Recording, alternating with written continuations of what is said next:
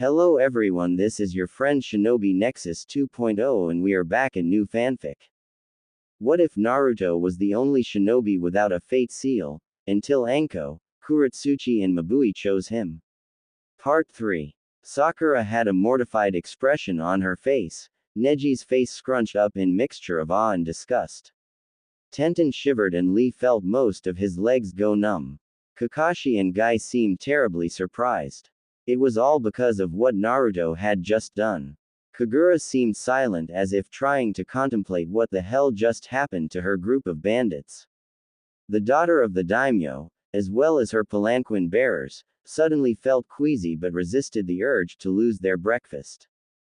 Laying at Naruto's feet were the unlucky souls of foolish bandits that tried to get within even a few feet of their envoy.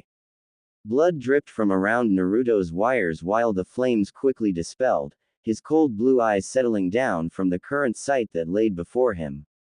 He looked up and noticed everyone staring at him with awe, respect, horror, and love. Sasuke's groans could be heard in the distance and that kicked everything off as Kagura shook her head out of the stupor that she had been put into. She looked down at the blood-stained road in front of her before she groaned. Good help is so hard to come by. You have an amazing genin, Kakashi-senpai, Kagura said, and Kakashi turned back to her as held up a kunai. Guy umed his taijutsu stance and Naruto quickly turned around. There is only the two of them now. We'll deal with the big guy. Hatake, take her down, Naruto said, and before Kakashi could retort, Naruto ran off towards Bando. Neji and Lee quickly followed after him and so did Tenten. The latter turned around and growled. Sakura, come on, Tenten shouted, but she only noticed Sakura shivering as she clutched her dress. He killed them. He really killed them, she said, and Tenten rolled her eyes. Now wasn't the time for this. They had a client to protect. Gah, I guess someone has to stay here and guard the daughter.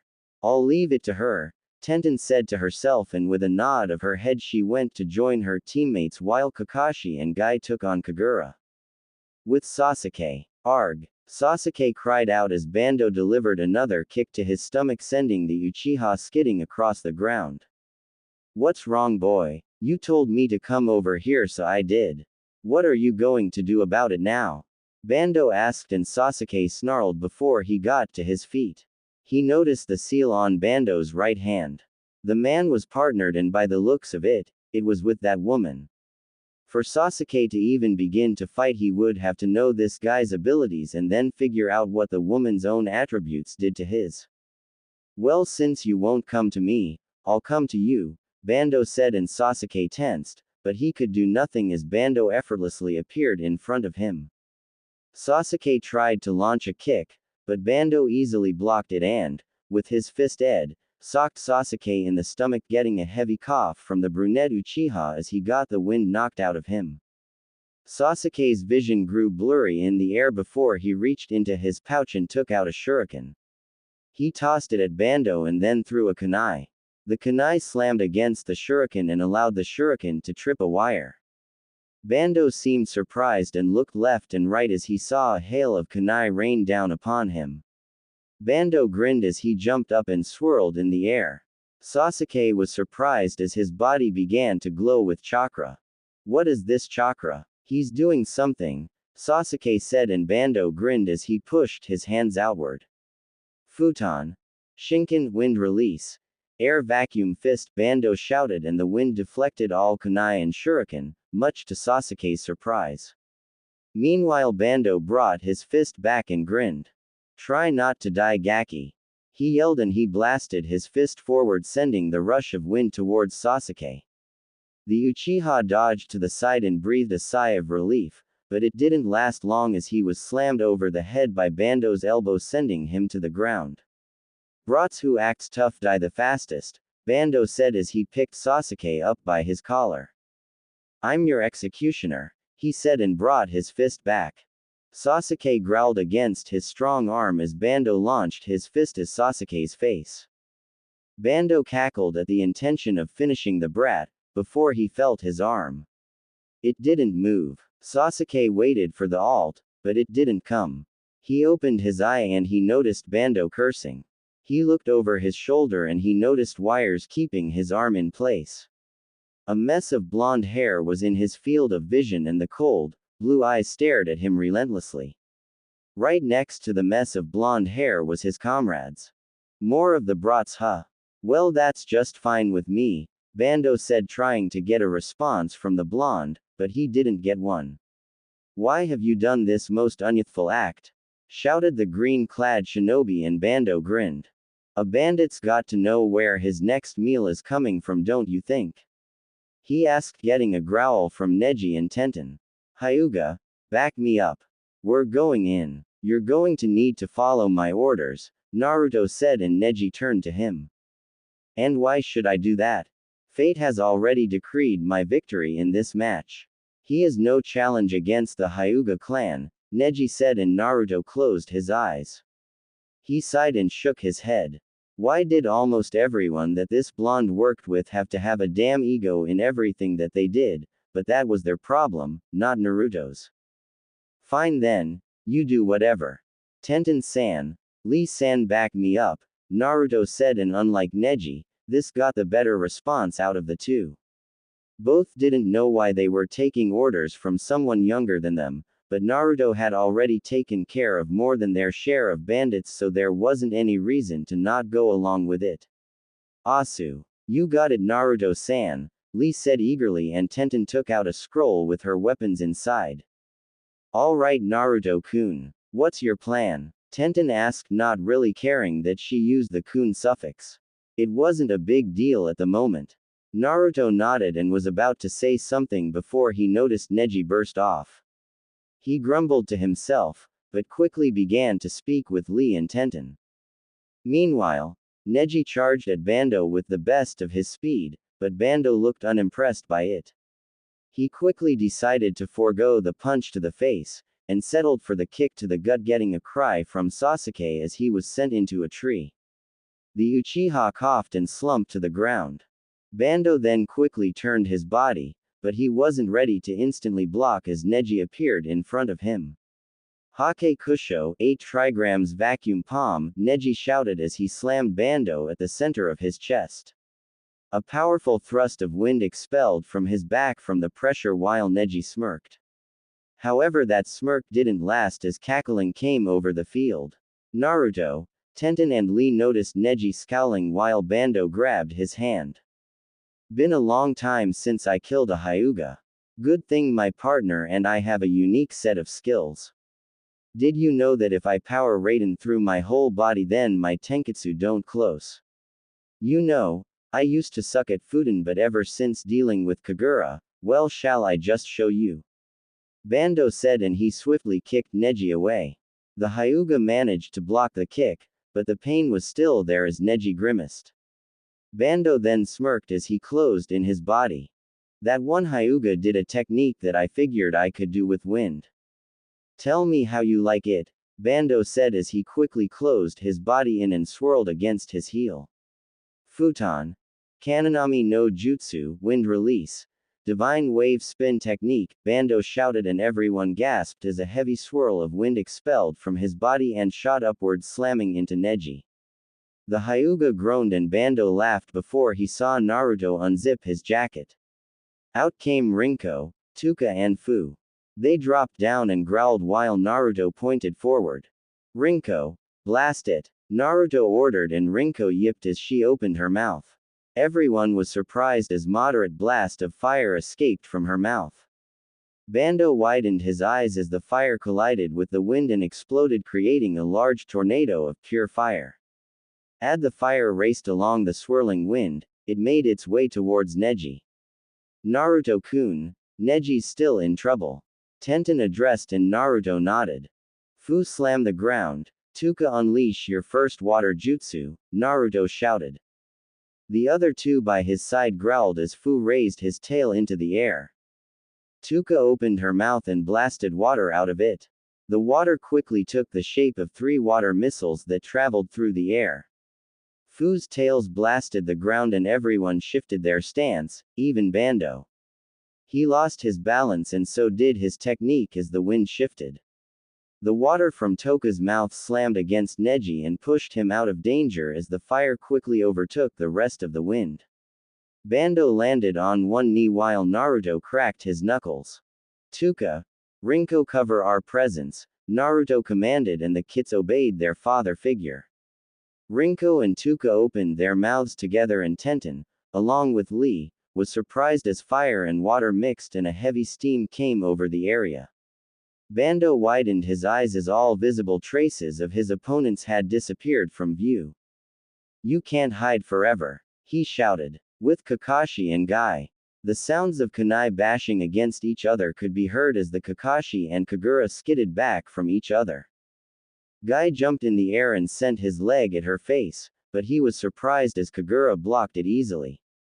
She looked up and grinned before she grabbed Guy's leg and spun him around. She launched him into the air and stared in awe as Kagura held her fist into the air. "Come on, senpai. You can do better than that," Kagura shouted as she punched the ground.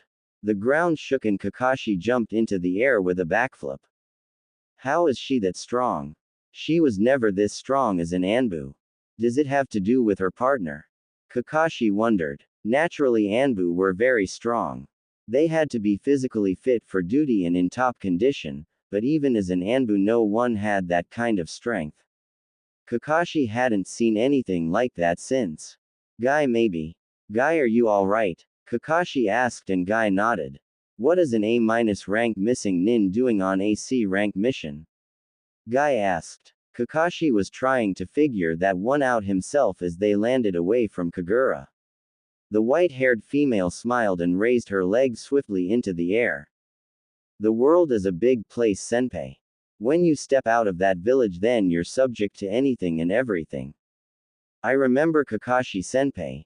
No matter how much you helped me, I couldn't do Raiden. I sucked at it, but I think I got some useful skills from Bando. His powerful strength and his glorious ability for Raiden. Sayonara senpai. Raiden. Gion, lightning release. False darkness, Kagura shouted, and with a quick swipe of her leg she sent a burst of lightning from her foot as he slammed across the ground. She's able to channel Raiden through her feet. That even more difficult than doing it through the fingertips. This is the worst possible thing to encounter, Kakashi thought as he and Guy ducked out of the way. Both slid across the ground as Guy threw a kunai at Kagura. The female backed away from it, but she was surprised as Kakashi chose this chance to lessen the distance between them. She took the tanto strapped to her leg and held it while Kakashi clashed against her with a kunai. The sparks flew off each other and Kagura smiled.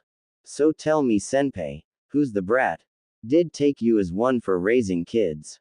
In fact, I think he's more suited to the bandit life than anything else. The way he makered those underlings was incredible, Kagura said, and Kakashi glared dangerously at her. You don't know what you're talking about. Naruto's nothing like you, Kakashi said, and Kagura smiled. Kakashi, look out. Guy shouted and Kakashi looked down at Kagura's free hand. It blazed in lightning and Kakashi jumped away as Kagura smiled. Glad you dodged. Now I can focus it all in one spot, and she trailed off as she slammed the fistful of Raiden chakra against the ground, sending out a burst wave of lightning through it. Kakashi and Guy gasped while Kakashi's Sharingan was working overtime to analyze everything. Kakashi quickly flashed his own hand signs while Kagura did her own. Raiden. Gion, they both shouted at the same time. Lightning flashed between them both as they forced their lightning against the other. Kakashi growled and Kagura had a maniacal grin on her face. However, the duel was stopped short as Kagura jumped out of the way from Guy's foot that slammed into the ground. She backed away and Guy sped towards her. My speed, Guy-sensei, and my recently added strength, make me a perfect opponent for you, Kagura said as her leg and Guy's came together.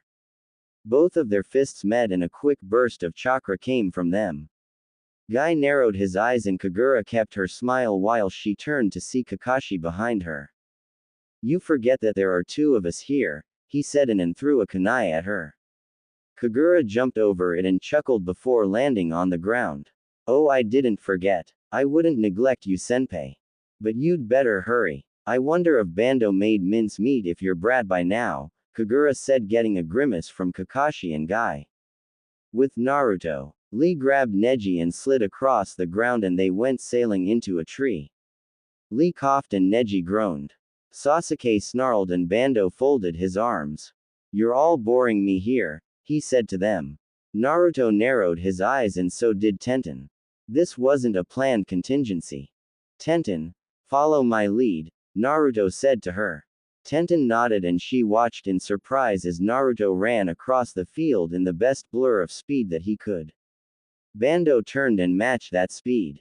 Naruto took out a kunai and so did Bando. They both clashed, but for a moment. It wasn't long at all and Bando grimaced as he was stabbed in the shoulder.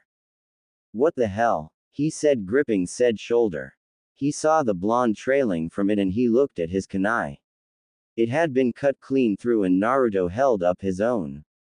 HMPH, don't act so surprised. A shinobi should always be aware of how well their metal is made. Your ignorance will cost you, Naruto said as he threw his special kunai into the air. Tenten, now, Naruto ordered and Bando looked as Tenten finished what she was doing. Understood, she said and everyone watched as scrolls wrapped around her as she sailed through the air. She touched the seals across the scrolls as weapon after weapon came out. Sogu. Shu Senjin manipulated tools. 1,000 blades attacked, Tenten hollered as she connected the weapons to the threads of her hands and launched them towards Bando. Tuka, your turn, Naruto shouted. Tuka yipped and a fierce blast of water escaped her mouth. Just like before, it shaped into 6 water missiles as they converged over Bando's appearance. The missiles mixed with the ninja tools adding to the number and Bando widened his eyes as Naruto jumped back. Bando wanted to do so as well, but he noticed a second Naruto holding him still. Hey, let me go you brat, he shouted, but the second Naruto's eyes gave little away before a vicious grin came across his face. Bando gasped and he turned back to see the water and ninja tools flying towards him, but he didn't move in time as they exploded against his body. Bando fell out with the clone Naruto still on his back while Naruto held up a hand sign. Kai, Naruto shouted and his bunshin exploded as Bando screamed over as lightning and water mixed. The conductivity of the ninja tools helped in the power as the lightning from Naruto's Raiden clone, Toka's water, and Tenten's tools electrocuted him. Bando cried from the sudden pain while they dropped to the ground. Tenten glanced towards Naruto and so did Tuka, waiting for their orders. Did we get him? Tenten asked, but she only got silence. No, Naruto finally said, and it was sheer instinct that allowed him to tense his body and block as Bando's fist connected to his body and launched him high into the sky. Tenten gasped as did Neji and Lee. Sasuke cursed as Naruto flipped through the air. Uchiha, Rinko, fire now, Naruto commanded. Everyone glanced towards Sasuke, who struggled to his feet. He quickly did his hand signs and took a breath while Naruto brought his fist back. Kaden. Gokaku no Jutsu, Sasuke shouted at the top of his voice, sending the fire. He noticed Rinko stand next to him as she launched the same technique from her mouth. The fire went sailing towards Bando, who grinned. You won't hit me with that, he shouted as he dodged the fire, but a voice from overhead brought him to attention. Foolish man, it wasn't for you, Naruto said, and Bando turned his head to see the fire going towards Tenten. Tenten gulped, but she remembered Naruto's plan and looked down. Sure enough, Tuka and Fu were right in front of her. Fu slammed the ground with his tail, making an earth trench while Tuka filled it with water. A clone from Naruto grabbed them all and jumped away as the fire collided with the water, making it explode. What was that supposed to do? Bando asked as most steam rolled in. He looked left and right, but unconsciously channeled wind chakra through his body just in case. Neji appeared in the steam and launched a strike at Bando, who dodged it with his speed. Lee did the same and the two continued to try to hit the man, but Bando dodged them all. He jumped, slid, blocked and rolled against everything that came his way. Enough of this shit. Futon. Judo Tatsumaki Tika, wind release. Severe tornado drop, Bando shouted, and, from his palm, he sent a large gust of wind into the sky where Naruto had been. He grinned as the steam parted and he could see daylight. He looked up, but gasped as he saw Naruto holding a shuriken. Those who gain abilities without having earned it are fools. You are a disgrace to wind release user, Naruto said as he threw his Fuma shuriken through the air. Tenten and everyone else was in awe of how it looked in the sunlight. It gleamed and it blasted against the wind while Bando chuckled. Bold words. Try and do something about my disgrace of wind release, then. He shouted and Naruto nodded. Kai, he cried and everyone watched as the seals on Naruto's shuriken lit up indefinitely. Wind, water, fire, lightning and earth sprayed from the blades and mixed together as it tore through the gust of wind that Bando unleashed. He gasped as the Fuma shuriken went sailing for him. Bando blocked with his body as the shuriken slammed into the ground and covered him in a mighty explosion. Naruto dropped the ground and looked while Lee helped Neji to his feet. Everyone looked and tensed before they heard laughing. It all. I'm killing that bitch. Bando shouted as he, much to everyone's surprise, dashed off back towards the envoy. Shit, Naruto said and everyone raced back towards the carriage, but Naruto was probably the only one fast enough. He, Sasuke and Lee went ahead with Tuka, Fu and Rinko right behind them. The envoy appeared in front of them as Bando chuckled maniacally. Haruno, stop him, Naruto shouted as they bursted through the trees. Kakashi and Guy stopped their fighting with Kagura as they saw Bando rushing for the daughter of Cha no Kuni's daimyo. Kyoko widened her eyes in fear while Sakura shivered. Haruno, Naruto shouted and Sakura glanced back. Protect Kyoko-sama, a few men said standing in front of Bando. However, in front of Sakura, they were cut down as their screams could be heard. Naruto threw a kunai, but Bando blocked it. He charged towards Kyoko who moved to the back of her palanquin. His laughing echoed while Kagura sighed. That idiot. We need the bitch alive, damn it, Kagura said mentally. Only then did she notice Guy and Kakashi shoot off away from her. She shook her head left and right. Meanwhile, Sakura gulped as she raised her kunai into the air. She shook it, showing her nervousness and at the crazy look in Bando's eyes. Damn it, Naruto said as he tightened his gloves. His wires banged against each other and he threw them forward. The wires clashed and they grabbed Bando's hand. Bando glared murderously at Naruto, but the blonde didn't give a damn. Lee and Neji intercepted as they each launched an attack at him, but a sudden burst of wind pushed them away as they bashed into Naruto. The blonde cursed as they went crashing while Bando went forward. Sakura, what are you waiting for? Tenten shouted. Sakura shivered uncontrollably while Bando edged his fist back against the palanquin. Say goodbye, he said as he sent his fist towards the delicate cart. Naruto heard a heavy crash and he pushed Lee and Neji off him. He opened his eyes fast and what he saw made his blood run cold. The palanquin was still standing, but he noticed that Fu had blocked the punch with his small body that sent him flying against the tree. He fell to the ground and twitched while Naruto growled. Futon. Shinkushoha, Naruto shouted as he blasted a burst of wind blades from his palms. Bando turned around and gasped as the wind blades cut his body and sent him flying from the ground and into the bushes. Sakura's breath calmed down, but she felt a burst of wind pee her as Naruto raced to Fu. He took his black fox into his hands and placed his chest to his ears. He wasn't moving. Damn it, Tuka, Rinko, get us out of here, Naruto said to them. Tuka and Rinko yipped as, together, they created a thick steam over the area. Son of a bitch, Kagura said before she unleashed a burst of wind to dispel the mist. It cleared up fast and Kagura noticed that other than the dead bodies, and the palanquin, they were the only ones in the field. Kyoko was gone, Team 7 was gone, Team 9 was gone and their senseis were gone. Damn, they got away. They sure organized that fast, she said to herself. She quickly collected herself and walked over to her partner. She looked down and she noticed Bando grumbling. You did this to yourself, she proceeded to slam him over the head. Idiot, she responded. Band grumbled and collected himself as well. He noticed the lack of people and fighting. So, what now? He asked. Kagura smiled and placed a hand over her hip. Don't worry. We'll see them again, she said, and Bando just shrugged his shoulders and gave a nod of his head. He touched his shoulder and cursed against the pain. Let's get your cleaned up. You look like shit, she said, and Bando grumbled some more. You're so lucky you're my partner. Damn it, he said, getting up and following her away. Elsewhere, everyone panted as they dropped to the ground.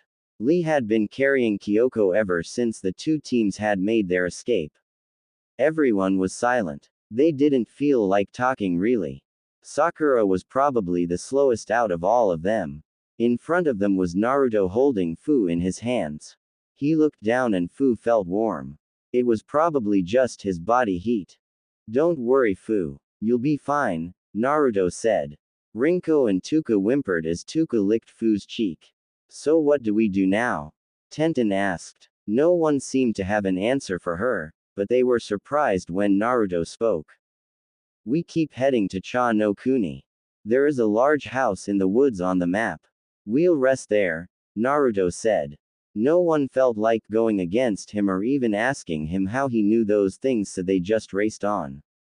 Just like Naruto had said, in half an hour they were in front of the house. It was rough, sort of old, but it looked sort of comfortable. Running water, beds, lights worked, and heating utilities. Everyone walked inside, and before anyone knew it, there was raining outside. It was weird because the sky had been clear. Naruto looked out and shook his head. As people collected themselves on what happened, Sakura looked over to see Naruto push down a mat. He placed Fu down and the blonde quickly went into his pouch. He pulled out a medic kit and opened it. Naruto-san, what are you? Lee stopped as Tenten placed a hand on his shoulder. She shook her head and Lee frowned. He backed away while Naruto took a needle and pulled out some medicinal herbs. Everyone was silent while Naruto leaned his ear down. He channeled his chakra through his body to take the impact and lessen the blow. Fu, you idiot, Naruto thought, and a heavy sigh escaped his lips. Naruto-san, is there anything we can do? Kyoko asked. Naruto narrowed his eyes and clenched his clothes. Rinko and Tuka looked over Fu before laying down next to him to help warm his body. No thank you, Naruto said softly. Sakura walked up to him and bowed. Naruto, I'm sorry. It was my fault. If only I didn't freeze, then I would've. Sakura trailed off while Naruto just stayed silent. Just get out, Naruto said, and Sakura widened her eyes. Naruto, I. She flinched as everyone felt Naruto's chakra rise slightly. Just get out, he said, and everyone quickly left the blonde alone in the room. He sighed and shook his head. He took a bottle and pulled it over the faucet, getting some hot water. He filled the bottle and poured the water into a bowl that had some leaves in it. He crushed the leaves with the bottom end of the kunai, allowing for the materials inside to integrate into the water. Rinko, heat the water. Normal faucet water isn't high enough to help. Make it boil just a little, Naruto said. Rinko yipped and blew her fire under the bowl, allowing for the water to slowly boil. Rinko soon stopped and Naruto took in the smell of fresh herbs that had grown in the forest of death. His kits had grown on these herbs to make them stronger. It had taken Naruto reading multiple biology books on nutritious plants for all of them. That was just the type of foxes they were. It didn't take long for Tuka and Rinko to have their ears twitch as Naruto turned around to notice the door open. Tenten and Kyoko appeared and came through. Naruto sighed and shook his head. What? Naruto asked impatiently. Kyoko and Tenten looked at each other and Kyoko bowed. Naruto-san, Your friends are currently discussing our predicament. Kakashi-san, I think it was, said that why you're on thin ice as it is, Kyoko said, and the blonde narrowed his eyes. He looked back at Fu and noticed the wet leaves in the boiling water. Very well. It would be foolish to not talk about this, Naruto said, getting up. He walked towards the door and, without looking back, spoke. Once you see a small dark red spot in the water, gently place a cloth over Fu's body. Make sure that Rinko keeps the temperature to an exact 35 degrees. Understood? Naruto asked. Realizing that he was trusting her to look after Fu while he spoke, Kyoko quickly nodded with a bow. Hi, I'll carefully look after them, she said, and Naruto just walked out while Tenten followed him. Kyoko turned back to the foxes, who tensed from their presence. She slowly advanced towards them and sat on the ground. She softly petted Fu's black fur before taking notice of the water. In truth, the things that Kyoko had seen just put her through too much. Her bearers had died protecting her. They were against powerful bandits and she was the one that they were after. She sighed and watched as in the center of the water was a dark red spot. She quickly dipped a cloth in water and placed it over Fu's body. You'll be alright, little one, she said, trying her best smile. Rinko and Tuka glanced to each other before they hummed their rest against Fu's cold body. With Naruto, the blonde and Tenten came into the room where everyone was gathered. Sasuke was having his wounds nursed by Kakashi. Guy and Lee seemed a little too serious. Neji was. Neji, and Sakura was looking at the ground while leaning against the wall. No doubt her freezing up at the battlefield was hard. I've brought Naruto-kun, Guy-sensei, Tenten said, getting everyone to look up. They all saw Naruto, with his cold, blue eyes as usual.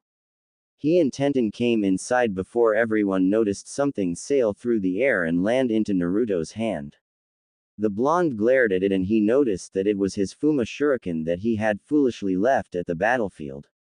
He turned his head and he noticed Neji with his hand out. You should remember to pick up your stuff if you're going to leave it out in the field. HMPH pathetic, Neji said, but to everyone's surprise Naruto said nothing and quickly sealed his Fuma shuriken. He leaned against the wall and Tenten leaned between Naruto and Neji. Alright, now that we're all here we can go over some things. It's obvious that this wasn't foreseen by the instructors. This is easily an B rank mission, if not an A- rank mission. We weren't ready for such an alt. First we have to figure out where we are and how far we are from the checkpoint, Kakashi said, and everyone nodded while Tenten pulled out a map. We're right on the divide between Hai no Kuni and Cha no Kuni. It's getting late actually. The sun is setting. We should go either tomorrow or the day after, Tenten said, getting nods from everyone.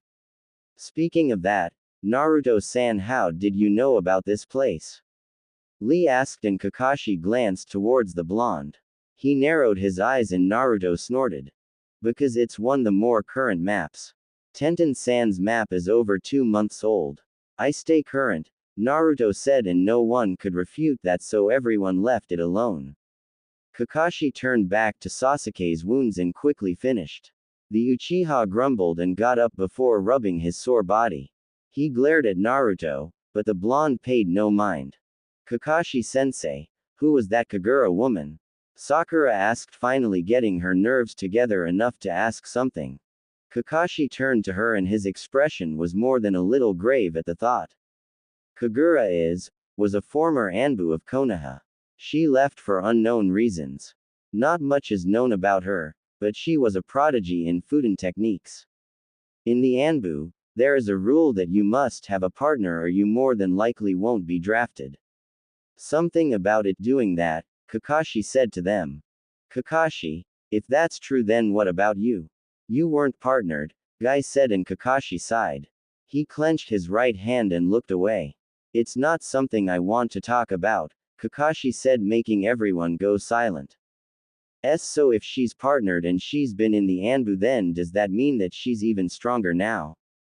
How are we going to beat them? Sakura asked. Everyone glanced to each other and Lee raised his hand. Guy-sensei, what if one of us partnered? Lee suggested. Tenten and Sakura blushed. Tenten looked between Naruto and Neji while Sakura looked at Sasuke. I doubt it would make a difference if you genin partnered. You don't have enough skills to truly take them on, Kakashi said with an eye smile. Don't be foolish, Hatake. It's underestimation like that which will get you killed, Naruto said with a scoff. Kakashi narrowed his eye at his blonde student. I have no need for a partner, Neji said, scoffing at the very idea. Tenten sighed before she glanced to Naruto. The blonde genin just said nothing. He tried to keep his concern for Fu to a low, but it wasn't working out as well as he might have wanted. Well, in any case, you won't have to worry about such things, but Naruto, what happened with the bandits? I have seen ninja wire before, but such brutality was rather unnecessary, Kakashi said, and everyone turned to Naruto. That is not brutal, Hatake. Brutal is me cutting off all their limbs and leaving them alive while I use my wires to suffocate them to death. I used the efficient method. Because of it we're not as exhausted as we might have been. The words unnecessary or too much do not apply to this world, Naruto said, and everyone noticed Sasuke get to his feet. Sasuke-kun, are you alright? Sakura asked, helping Sasuke, but the Uchiha pushed her out of his way and made his way towards Naruto. Sasuke stood right in front of his face and scowled. Give me those weapons, Dobi. That Fuma shuriken, those wires, your kunai. I want everything on you of use. Sasuke demanded. Naruto blinked and titled his head to the side. Tenten sighed. Neji shook his head. Sakura frowned. Lee seemed confused while Kakashi and Guy narrowed their eyes. Everyone was waiting for some big retort from Naruto about it not being Sasuke's and how he could shove it up his, but they were surprised when Naruto said, alright. Tenten widened her eyes and everyone else gasped, but Kakashi probably knew where Naruto was about to go with this. Sasuke grinned, thinking he finally got what he wanted as Naruto went into his pouch. He quickly unsealed a calculator and mumbled. Let's see, 1 Fuma shuriken, 1 pair of wire gloves, 15 sets of kunai and shuriken, and 5 specially made swords. That's everything I have with me, Naruto est, and Sasuke's arrogant grin got even wider, but it dropped instantly as Naruto turned the calculator around. Your total is over 9 million yen. Cash up front, Naruto said, holding out his hand. Sasuke gasped while Tenten seemed surprised. What did you say to me? Sasuke asked, and Naruto shrugged his shoulders. You thought I'd give it away for free. Foolish Uchiha, don't you dare come before me with such notions again. It's simple, we will leave in 2 days and we'll get there like normal, then we'll go on about our regular lives, Naruto said, walking off. Sasuke seethed and Tenten smirked, but didn't let it show. Neji just snorted and closed his eyes.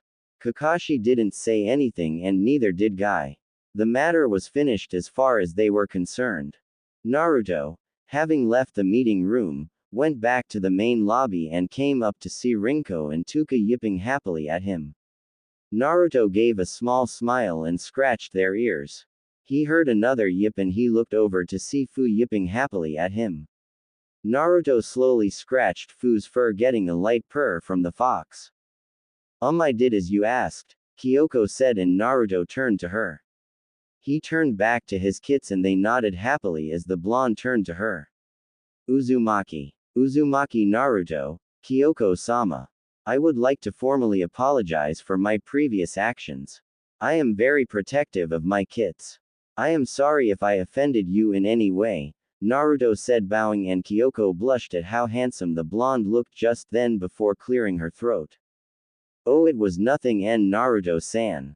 I apologize for acting spoiled with things that you hold. I was wrong, Kyoko said with a gentle smile on her face.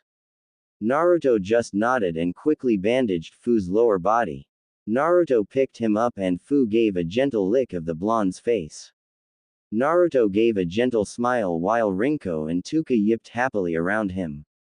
Kyoko chuckled and Naruto shook his head as he looked at his kids. Naruto-san, when do you think we will be leaving? Kyoko asked, and Naruto's gentle glare turned serious, but not as much as before. We'll be setting out in 2 days. Do not worry. I will get you home, Naruto said, and Kyoko nodded as she left the room. Naruto took Rinko, Tuka and Fu, then left the area behind. Somewhere, Kisa walked through the halls of a hotel with an attendant and 2 bodyguards.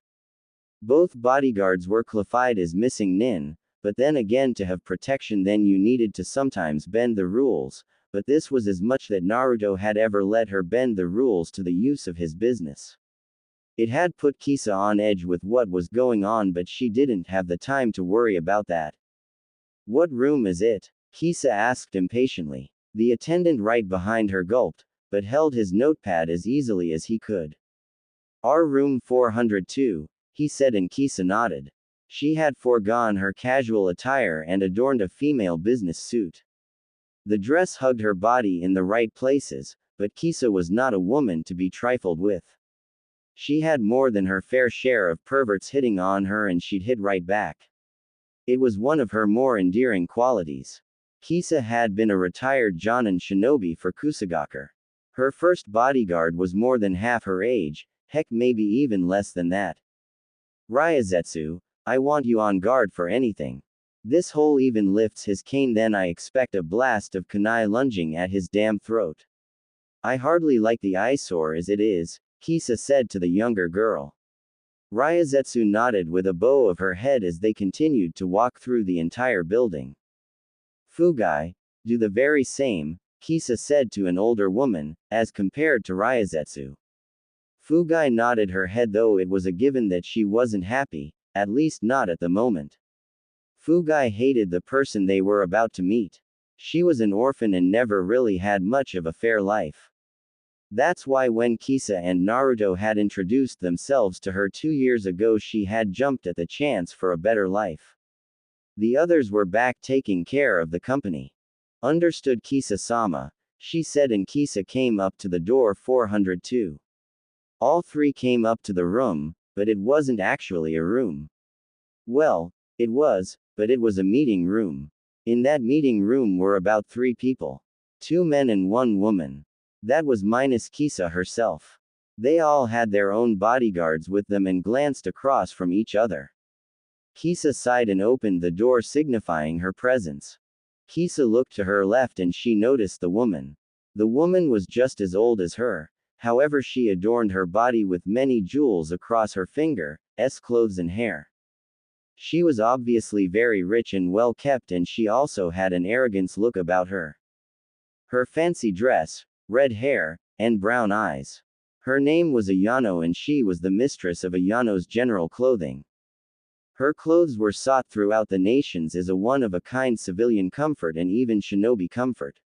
In all honesty, her company had made a very expensive fabric.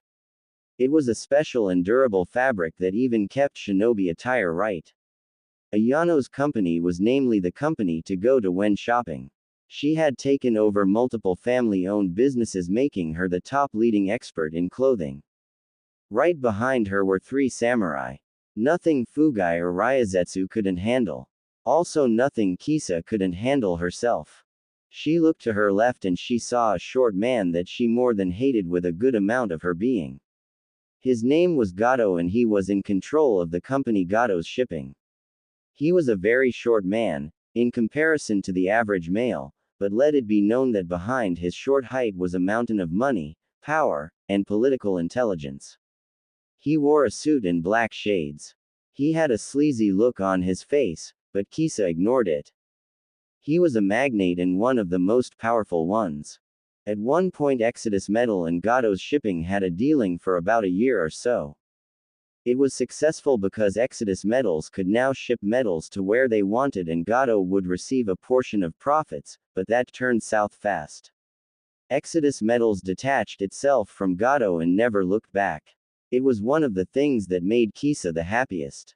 However, since Gato's not so recent backwater alt against Exodus Metals territory, then it could be said that he was really playing with fire. Right behind him were 2 other samurai. Kisa didn't care. She just made an observation. Still, Fugai and Ryazetsu could handle that shit. Right next to Gato was probably the one rich guy that Kisa even felt a sense of normality for. His name was Daichi. He was a 20-year-old male who was something of a philanthropist, but in an extreme way. He was the president of Eterna Wings Company. He exported in the food, water, and electrical industry. That had to deal with the survival of humanity. Kisa wouldn't say that he was a pacifist or something like that, but he was more neutral. He had brunette hair and a solid look of experience. Something similar to Naruto's, but he couldn't pull it off as well. His business was virtually the thing that helped people to have good economic growth in terms of energy. He only mostly exported to the smaller villages and countries, but those like Suna were always a place where he could get money. He was the only one that Kisa was even impiv with. Ayano, she felt like being a bitch. Gato, she wanted to gut him like a fish. Right behind him was one person. She had a lone sword at her waist and her brown hair went down to her waist. This was a person that Fugai might have trouble with. Together, all four of them made up the very economy of the shinobi world. Daichi rested near the northwest regions such as Iowa, Suna, Taki, and maybe Kusa. Gato rested near Wave, and Kiri. Ayano's control was basically in Kumo and going down. Naruto and, by connection Kisa, rested in Kunibi was responsible for Konoha and their allies. They were the lead four. Although, there were other large companies that could be seen as on par with them, they weren't. The four had something that no one else truly had. They had political power. It was mainly their companies and their regions that hired shinobi of other places. Naturally, it had only been 3 from about 7 years ago. The upstart of Exodus Metals had shifted all the power and Kisa knew that no one liked it. It just meant more sharing of spoils and profit, but hey, that was business. Naturally, none of them ever knew who the true president of Exodus Metals actually was, but they had all tried to investigate. Since Kisa became the daimyo of Kuni, then it was Yumed that she had an agreement with the president, but Kisa became the face of it. However, those who were senior members of the department knew who the true president was. It was because they, themselves, had been recruited. They knew why the president hid and couldn't wait for the day that he would be brought to light. No doubt it would shake a lot of heads. Now they weren't powerful in terms of ever equaling the hidden villages. It didn't work that way and that wasn't anyone's goal. They all had different goals from each other, but they all required money for it. They were powerful in the sense that countries needed them. Without them, there would be instability. In this business, power, money and revenue is everything. Something Kisa had well learned when she was a younger woman. Kisa sat down in her chair while Ryazetsu and Fugai stood behind her. Fashionably late as ever Exodus Metals Chan? Ayano asked, but Kisa stayed silent and folded her arms. Gato grinned and crossed his fingers together. I thought it was made that all of us would be meeting. Did the president get cold feet? Gato asked. Fugai growled and Ryazetsu did the same. They really didn't like this tone, but this was something that Naruto was to deal with. It is none of your concern, Gato. I've been given temporary control over the company by our president. Especially after what you've already done to us. This won't be a problem since the president speaks highly of my abilities, Kisa said, and everyone knew what she was talking about. Daichi glared at Gato, but didn't do more than that. Ayano chuckled to herself as she waved a fan to cool her body. That is true, isn't it? It's become somewhat of local news now, Daichi spoke, getting nods from everyone. Kisa placed one leg over the other and Gato smirked. It's no big thing. I just saw that Wave would need help and I took it readily. They've never been better. Also, Daichi, you should stop trying to send your workers there. I have things under control, Gato said, and the female swordsman twitched, which got everyone on edge. Ryazetsu and Fugai slowly inched towards their kunai or sword. However, Daichi stayed his hand and she calmed down. Yes, I suppose that's right. Forgive my intrusion, Gato-san. You are the oldest out of all of us, Daichi said, getting a smirk from Gato. Of course, the man knew that he was the oldest out of all of them, and he wanted nothing more than to run these three into the ground. That is very right, kid. I am the oldest, and I think you all know that just because we have this temporary meeting that we are far from allies, Gato said, and everyone heard Kisa scoff. Most of the guards turned to her in confusion. This got everyone's attention as Gato frowned, and behind his glees was a murderous glare. Something you want to add? Gato asked. Kisa narrowed her eyes dangerously before a smirk came across her face. Kisa leaned forward and tapped the table with her slender finger. Daichi raised an eyebrow and Ayano looked amused. Gato stayed silent as Kisa spoke. That is true, we're not allies. However, we all do at least have a code of conduct. We try not to mess with each other's business as it indirectly affects one of us. If I remember, I was the one who made that rule, Kisa spoke, and Ayano chuckled. Your president was the one who made that rule. It was something that we all went along with and still do. That's right. We want no strife. If I remember, then it states that if one encroaches on the boundaries of the other, then the two are considered at war, Ayano said, and all eyes shifted between Gato and Kisa. Just something I would like us to remember, Kisa said, leaning back. The guards felt uncomfortable for some odd reason. The only ones who seemed fine were Fugai, one of Ayano's guards, and the female swordsman of Daichi. Then we will remember that, Gato said to her. Kisa nodded and turned her head forward. Still, I would think that you'd have a little more CL than that, Gato. You do buy my suits, Yano, Ayano said with a lecherous smile. Gato just snorted and folded his arms before touching a piece of his collar. I do buy them. It's just that it's very good clothing, you know, Gato said, getting a wider smile from Ayano. Kisa just snorted, but kept her professionalism. More like because every other clothes store you have is too poor to make some shit for you. Naruto, why do I have to be the face of this company until you come out? Kisa thought to herself. So now that we're all here, shall we get down to it? Ayano asked, getting Daichi, Gato, and Kisa to agree. Great. Well, Exodus Metals is, regrettably, the highest one with income at the moment, so they shall go first. Kisa-san, where has your movement taken you? Ayano asked, and Kisa smirked. The recent trade movement of metals packaging has led us towards Kumogakure. As you know, they, along with Kiri, are known for their swords. They do have contacts with us, and we're still leading in that regard. Although the strain that Gato has put on us is a dent, Kisa said, growling. She growled more when Gato's grin widened. The samurai behind him snickered, but said nothing.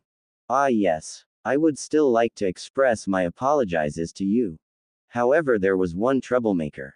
A man named Kaiza. He believed so much in what he was doing, but he brought my business down, and so I ended him. You can never be too careful, Gato said. Kisa did all she could not to explode and succeeded. There was a fisherman of Wave. His name had been Kaiza. Kisa had always heard reports from him in Wave. He was always adamant about helping Exodus Metals, that he had become a worker. When he had died, Exodus Metals had really lost one of their best members. I suppose we've all had that point with troublemakers, Ayano said, looking away. Daichi said nothing, and neither did Kisa. Very well. Also, Eterna has an existing contract with Exodus. Kisa-san, must we renew our contract? Daichi asked. Kisa pulled out some papers and held them in her face. There is no need for that. We considered it, and our ties still hold strong. Exodus Metals is allowed to sell and export their metals to the regions, and Eterna is allowed to become the secondary conduct of economic stability to Exodus locations. Even should the villages ask for trade, we turn them down until we negotiate. It has worked well for us this far. Nothing more than that, Kisa replied. Daichi nodded and stepped back from the talk, allowing things to proceed. Everyone went on with their meeting and their talk about their businesses and the newest leads to technology and the way that the world was going.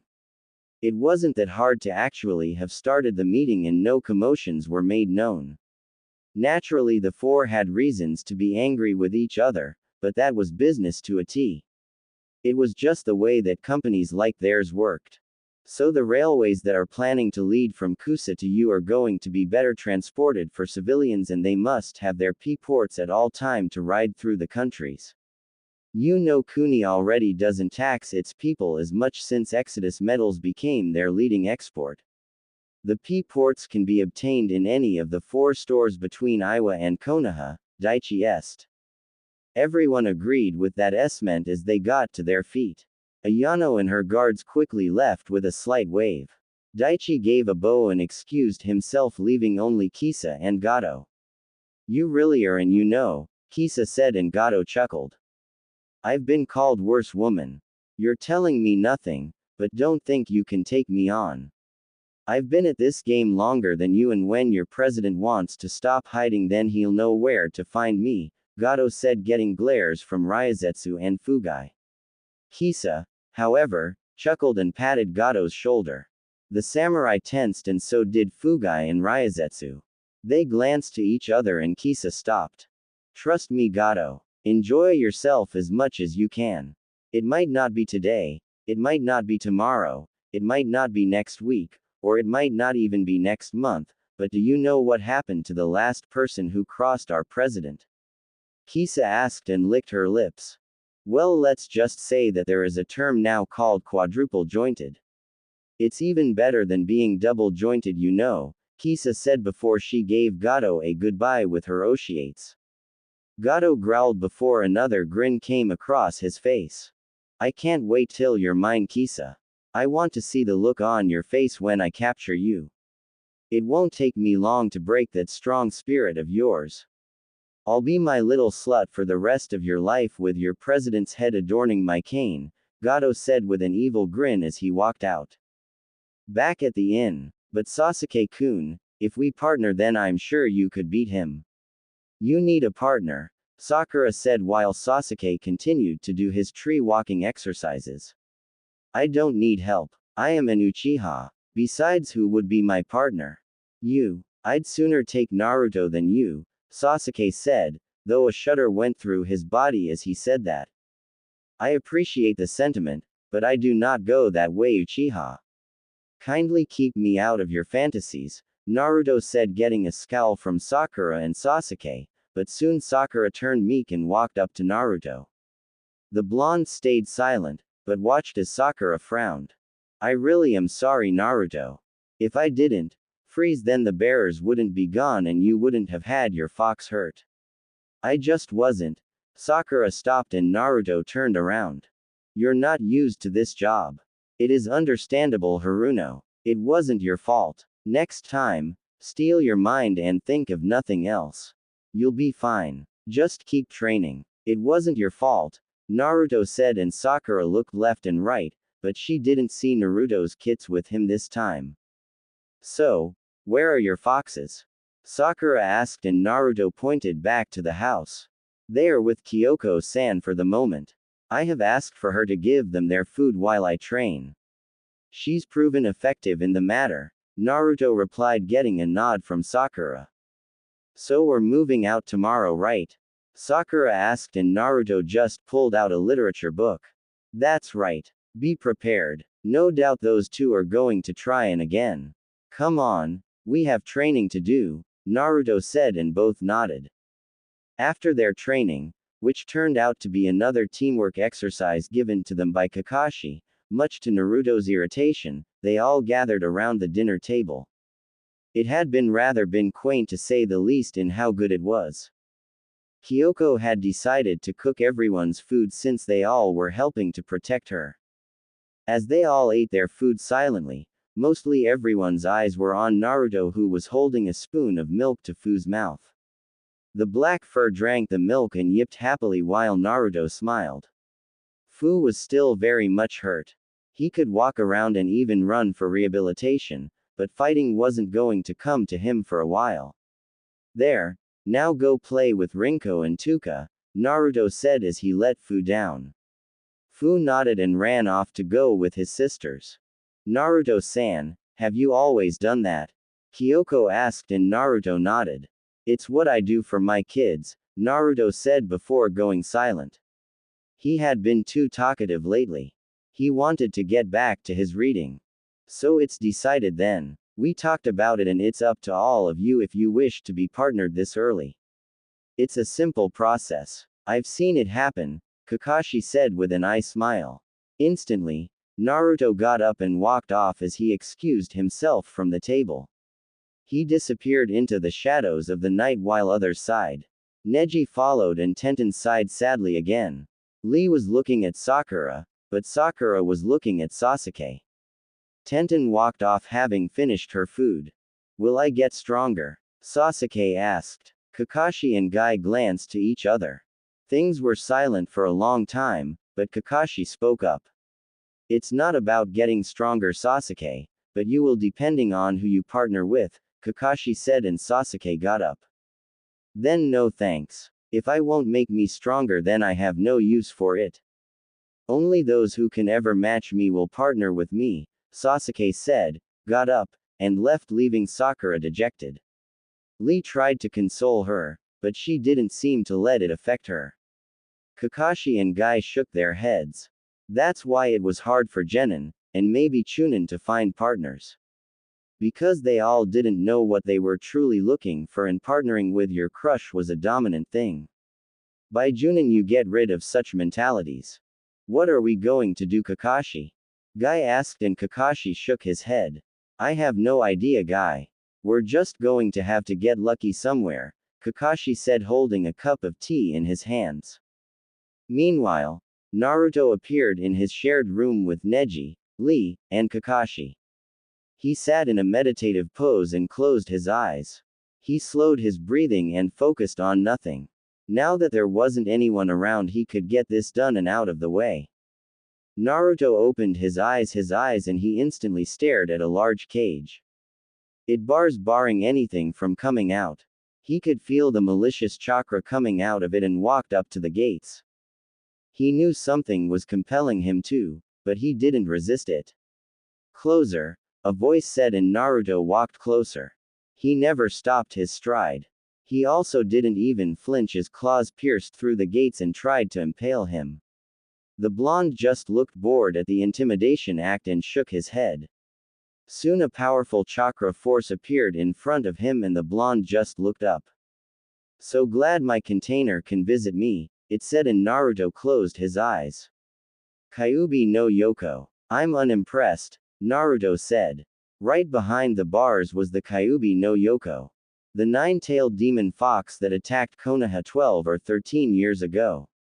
It was right in front of Naruto trying to blast the blonde with nearly enough ki to make him choke, but Naruto was used to things of this level. Unimpressed. You insignificant insect. If it wasn't for me you would be more dead than the enemies that you have fought. Don't you dare disrespect me, whelp.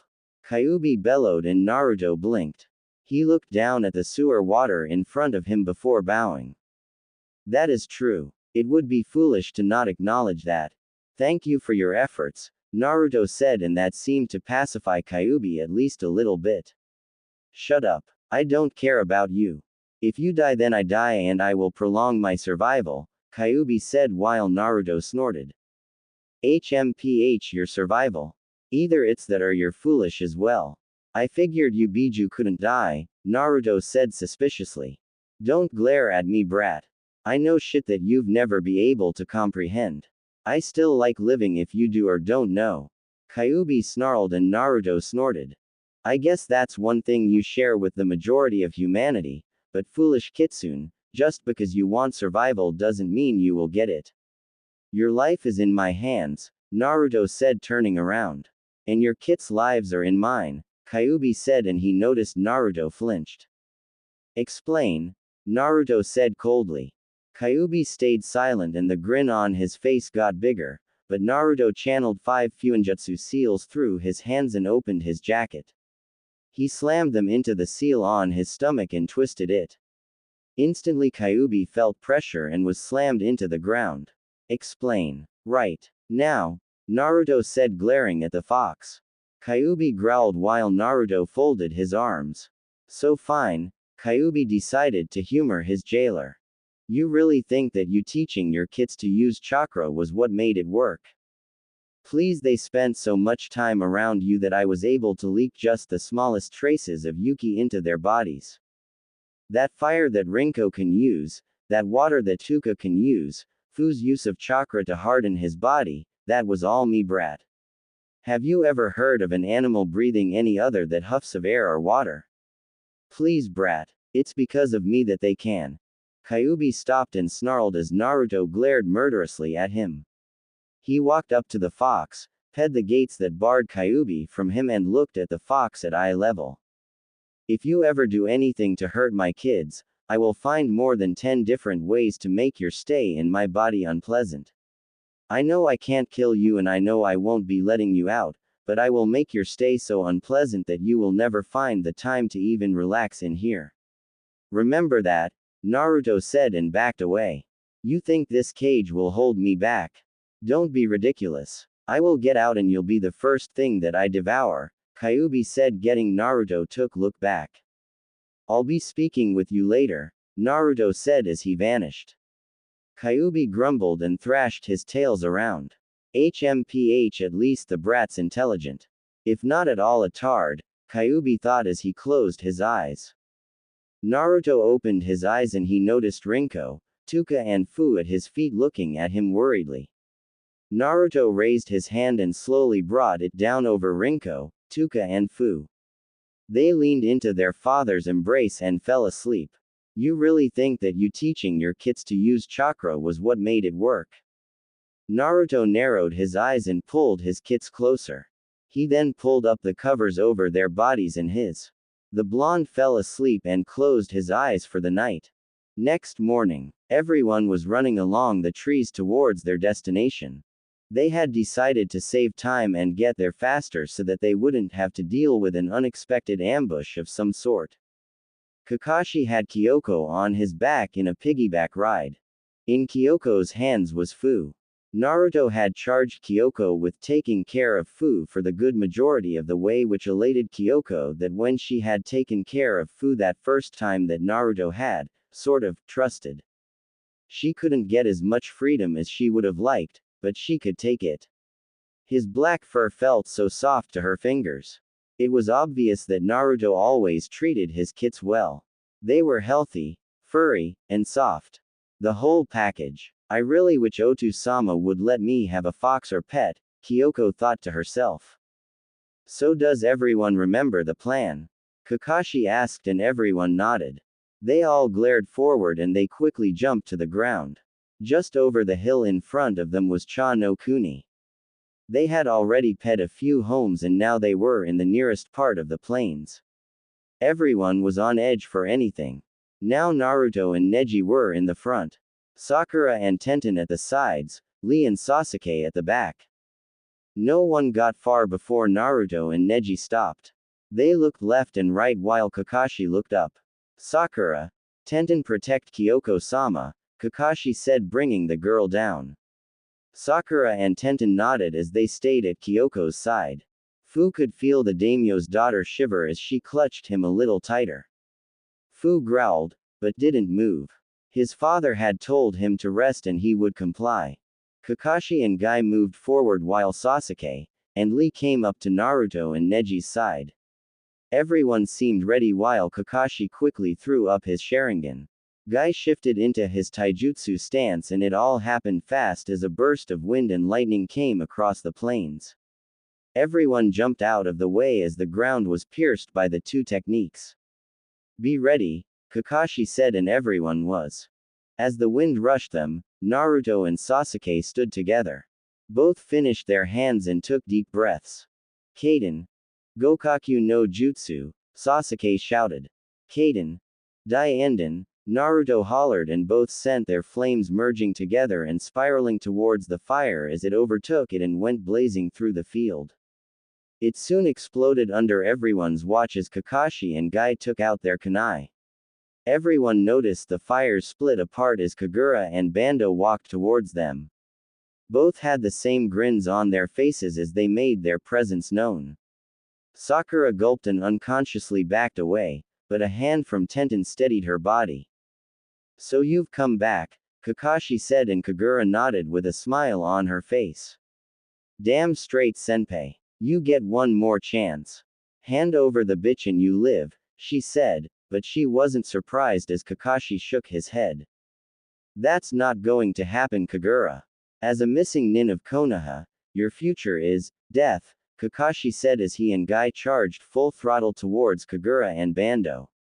Both took their stances and chuckled madly. Kakashi and Guy quickly closed the distance between their targets as they neared them.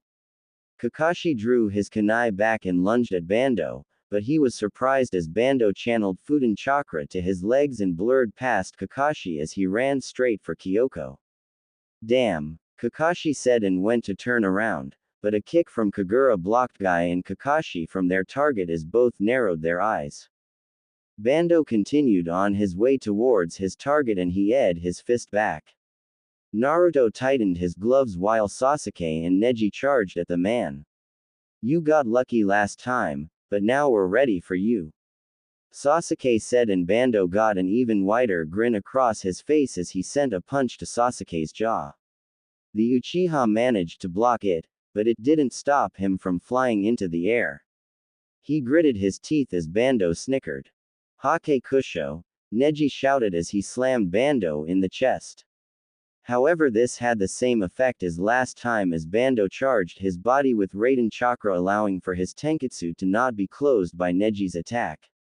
"Not gonna work, brat," he said and kicked Neji, but he was surprised as the kick was mere inches from the Hyuga's face. Neji turned his head and he noticed Naruto using both his hands to restrain Bando.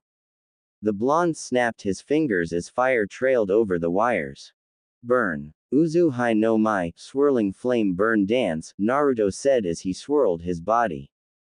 Everyone gasped as Bando's body was lifted off the ground and he swirled along with Naruto's spinning. He was sent crashing across the ground as the flames continued to trail up the wires and burn his leg. Bando cursed from the pain against his person as he was thrashed around like a puppet, and everyone could see a large, beautiful swirl of flame surrounding Bando before Naruto sent him crashing into the bushes. The wires clashed against each other and the blonde glared behind him. "Haruno, Tenten, take her home. They can't stop all of us.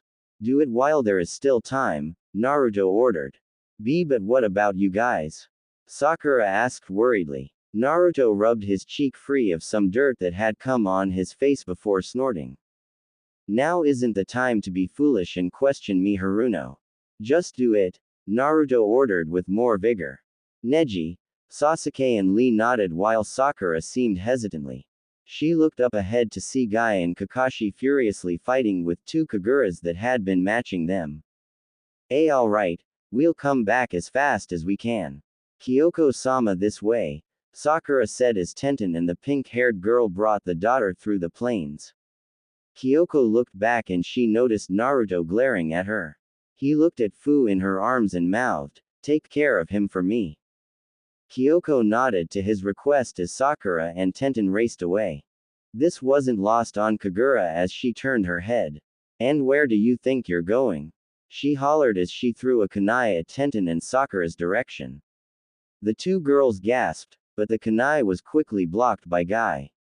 They kept running and soon Kagura took out her tanto and charged at the girls.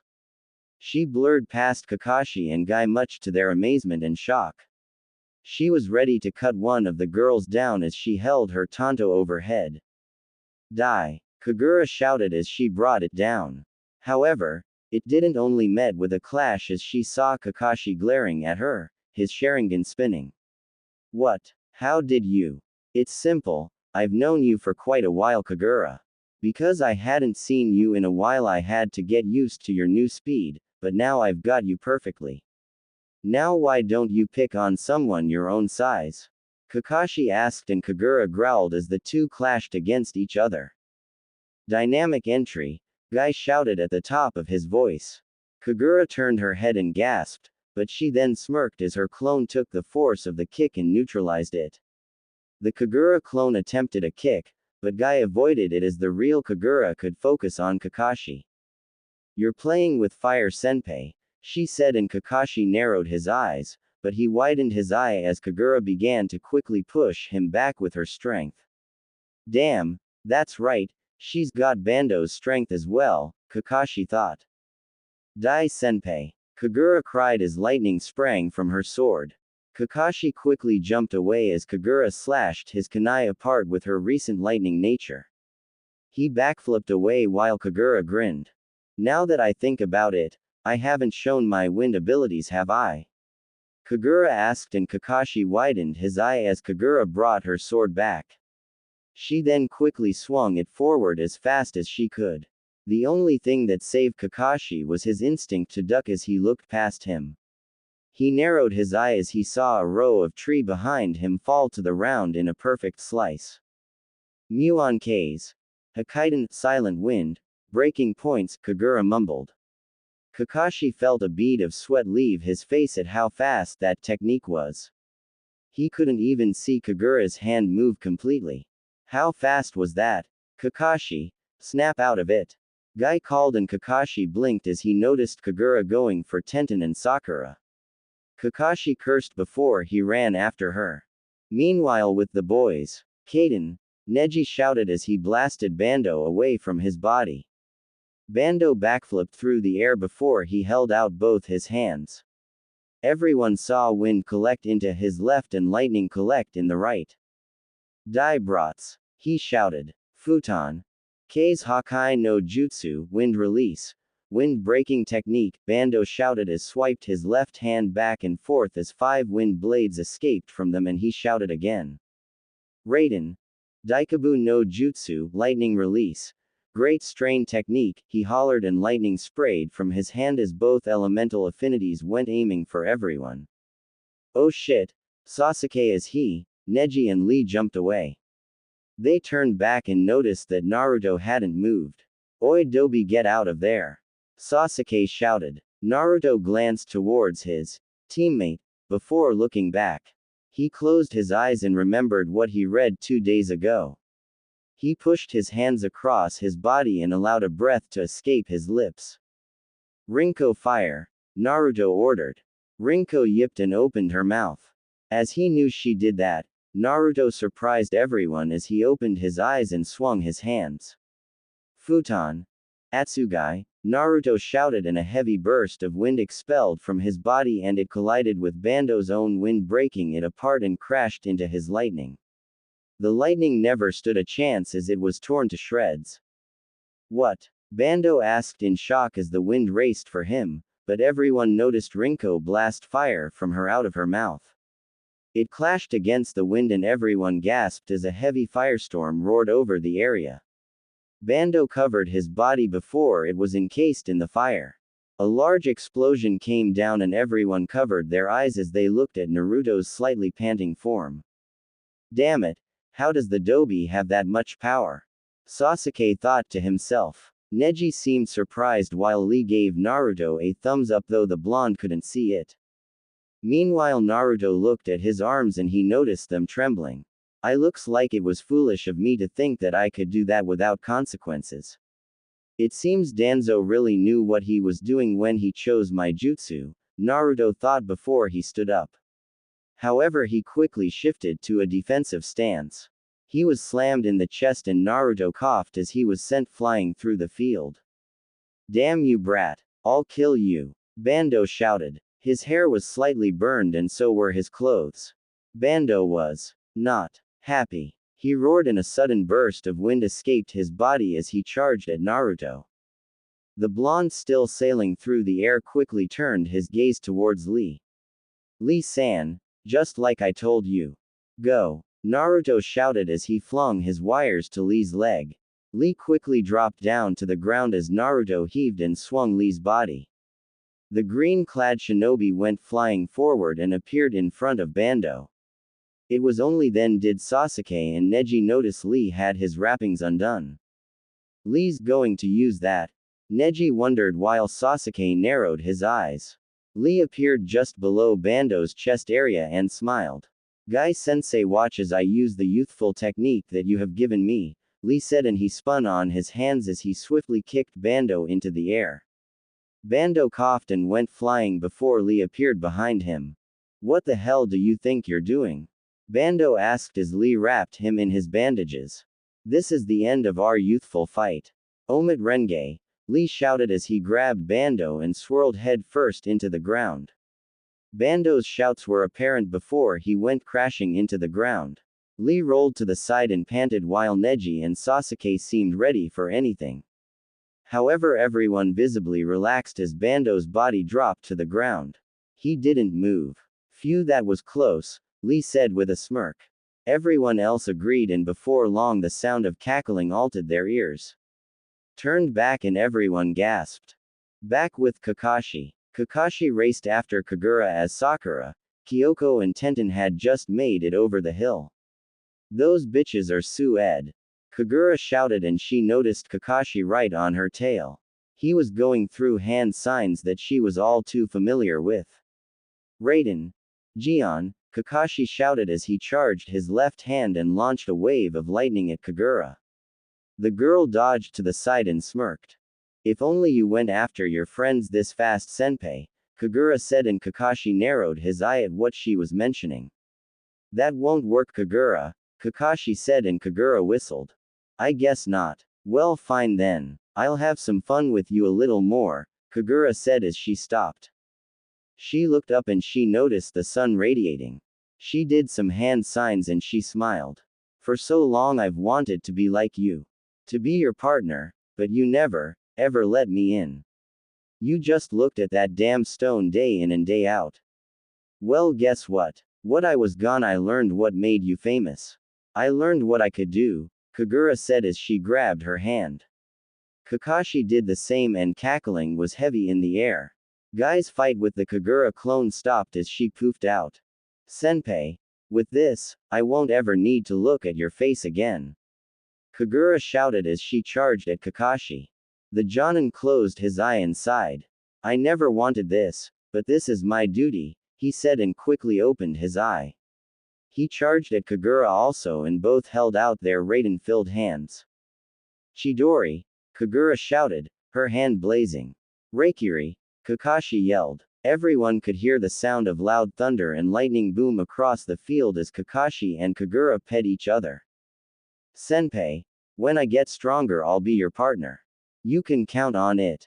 After all, the Anbu is a dangerous place, isn't it? Kagura asked at a smiling Kakashi. The Jonin shook his head and patted Kagura. There is no need for that, Kagura. You'll find someone even better than me one day. Till then, grow strong, Kakashi said as he walked away. Kagura frowned and balled her fists. I'll show you, senpai. I'll make you acknowledge me, Kagura said as she shunshined from Kakashi's rooftop. Kakashi fell to one knee and Kagura chuckled. Of course you would improve it. I underestimated it. Shit, Kagura said as she fell to the ground. Her eyes grew blurry and she noticed Bando in the distance. You, I can't believe. I partnered with you. Damn it, Kagura said, and she noticed Kakashi had already been looking at her. Don't you dare give me that look, senpai. Just smile so I can remember that damn face, Kagura said, and Kakashi just closed his eyes. Despite everything, he gave an eye smile while Kagura's blurriness refused to let her fully see it happening. Now that's the senpai that I wanted to partner with, Kagura said as the light drained from her eyes. As soon as he saw that, Kakashi stopped his smile and frowned. He touched Kagura's white hair before heavily sighing. He looked to his left and he noticed the fate seal on her hand slowly begin to disintegrate until it fully left her hand like it never existed. Kakashi allowed another heavy sigh to escape his lips before he felt Guy pat his shoulder. When she came to me saying that she wanted to be partners, she said that it was to get stronger so that she could be your partner, Guy said, and Kakashi shook his head. I just couldn't. I was weak, Kakashi said while Guy patted his shoulder. Come, we must finish the mission, Guy said and Kakashi nodded. They looked over and they noticed Naruto, Neji, Sasuke, and Lee walking up to them. Neji and Sasuke looked at the fallen Kagura and snorted. Lee remained silent and Naruto just looked at her body. He had seen this type of stuff so many times in his life. He wasn't dull to it, but he felt the meaning to it, or at least he did more than other times. Naruto went into his pouch and he pulled out a black pill. He bit it and breathed easily. He walked over to her body and placed his hands on the ground. Doden. Miso Earth Release. Earth Burial, Naruto said and Kagura's body descended into the ground. Naruto gently bowed before walking along. No one said anything as to how the blonde knew Doden techniques as they looked at the burial site. Why would he bury the enemy? Neji asked and Guy patted his shoulder. Respect your enemies when they fall. They have lived their lives. Respect their deaths. Naruto seems to understand this well, Guy said and Neji just stared at the ground. Let's just get this mission done already, Sasuke said, his clothing looking ragged. Everyone agreed and they walked off. Cha no Kuni. Otu-sama. Kyoko cried as she ran into her father's arms. The daimyo of Tea Country smiled warmly at his daughter's embrace. Kyoko, it's good to have you back. Why are your clothes so dirty? He asked and Kyoko just smiled while Tenten and Sakura looked off into the distance. They are alright aren't they? Sakura asked, but Tenten shook her head that she wasn't sure. They both looked over the hill and they noticed the guy coming. Tenten and Sakura beamed as everyone came over the hill. They looked a little ragged, but they were fine. You're alright, Tenten said as Guy and Lee gave thumbs up. Sakura blushed while Sasuke snorted. Neji looked away while Kakashi just seemed to wander. Naruto had a book open so he didn't say anything. As fine as can be. Our youthful opponents were not match for us, Lee said getting a groan from everyone except Naruto. The blonde did, however, unstrap his gloves and place them back in his scroll. Ah Naruto-san, here. I protect him well, Kyoko said and everyone noticed Fu in her arms. Naruto lowered his book and nodded. Very good, he said and opened his palm. Fu eagerly jumped to his father and snuggled in his embrace. Kyoko bowed and then turned around sadly. Otu-sama, the bearers, didn't make it, she said and the daimyo sighed with a short nod. I see, he said before turning to the Konoha shinobi. Thank you for protecting my daughter. I'm in your debt, he said and they just waved him off. Would you like to stay for a rest? He asked, but Kakashi shook his head. Sorry, but we really have to go. We appreciate the offer. Team 7, Team Guy, let's move, Kakashi said and everyone began to walk away. Naruto turned back and he noticed Kyoko waving goodbye to them all with a happy smile on her face. C-rank mission, success. Yeah, even though it was foolish, Naruto called total bullshit on this. And that's when we secured Kyoko-sama to her family. The daimyo greeted us and the mission was a success. We soon took the last 3 days to come back here, Kakashi said finishing the report. Hiruzen showed a grave expression on his face as he remembered Kagura. To be taken down by Kakashi was a valiant thing, but to also have been partnered to someone not from her village. It made Sarutobi's heart tighten slightly. Very good Kakashi. Team 7 and Team 9 have done exceptionally well. It was C-rank mission, but just for the case of Kagura and the bandits, I'll give you a B-rank mission pay. You'll receive your money in the current week, Sarutobi said. The teams bowed and all proceeded out of the door. Sarutobi chose that time to give one more lasting look to Naruto as he was the only one to leave the room via Shunshin.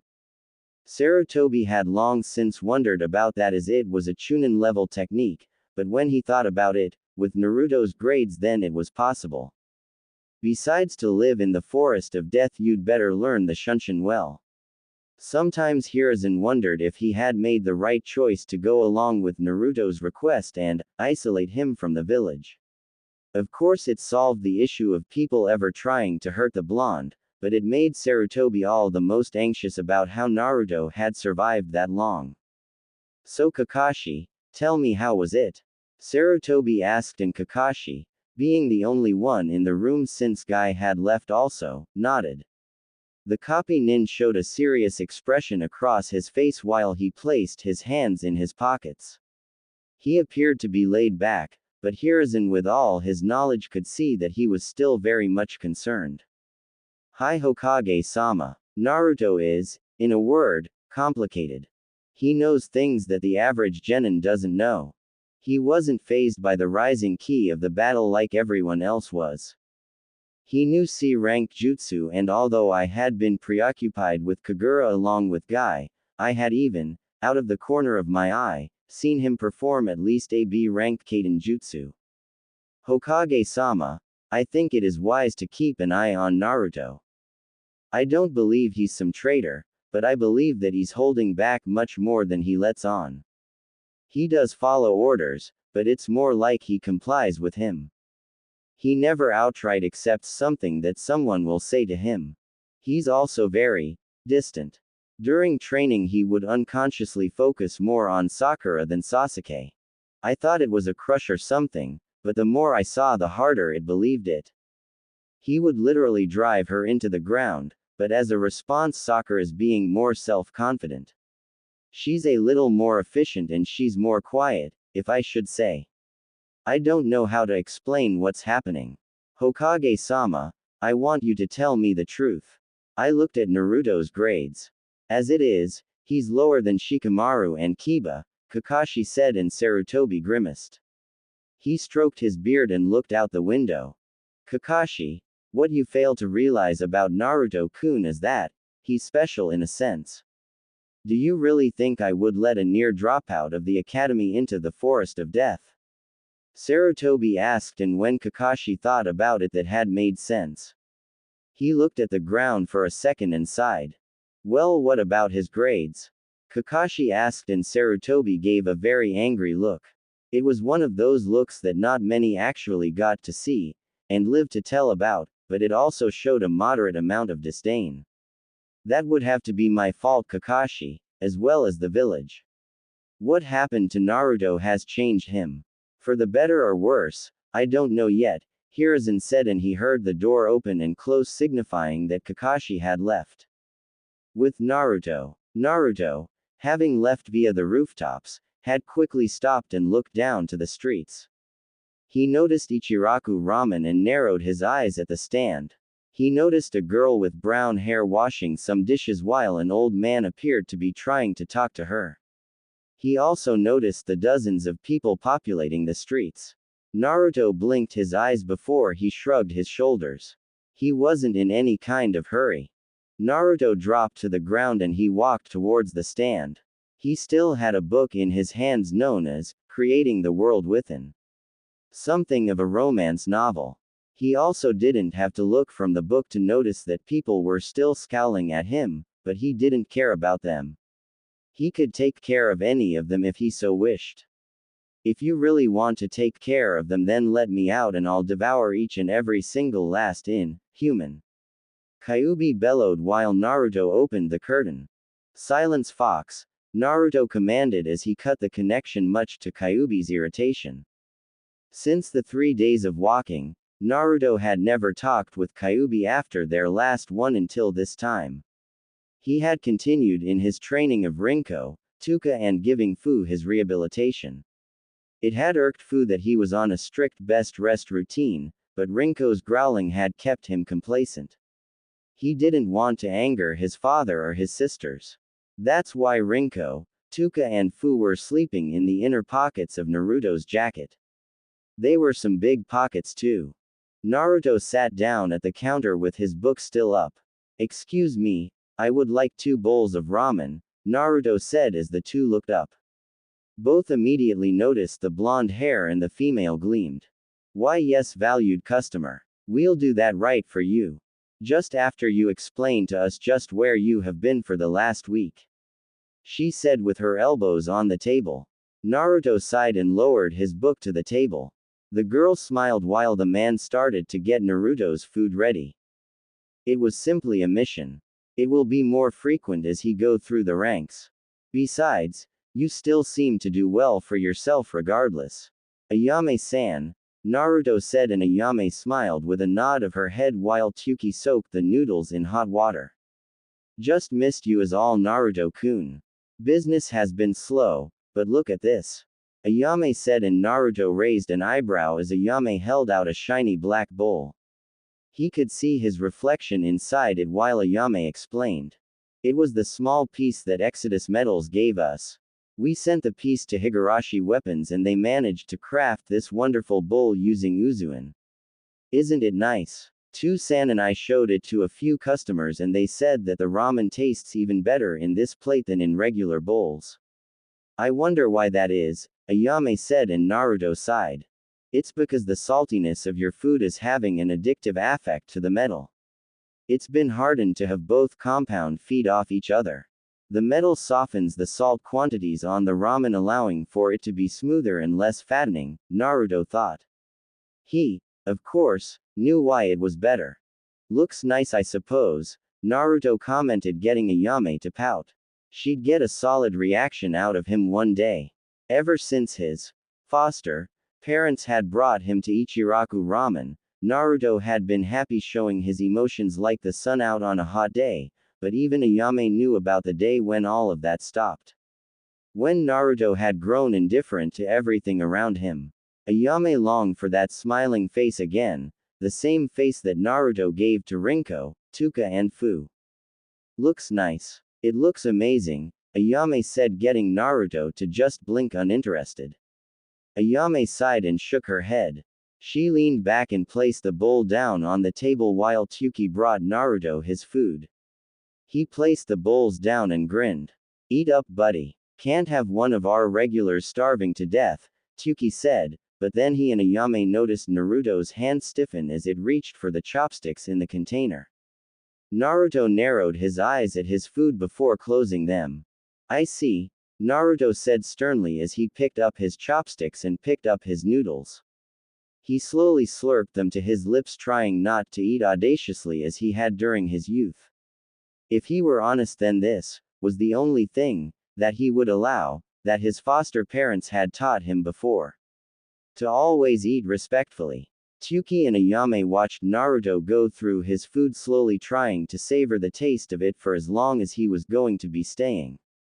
Say, Naruto-kun, you said that you were trying to become a blacksmith, right? Ayame asked, and Naruto looked up from his food. He slowly nodded to her question. It was sort of a little white lie. He was just simply a weaponsmith. It wasn't anything serious. That's right, he said, and Ayame smiled.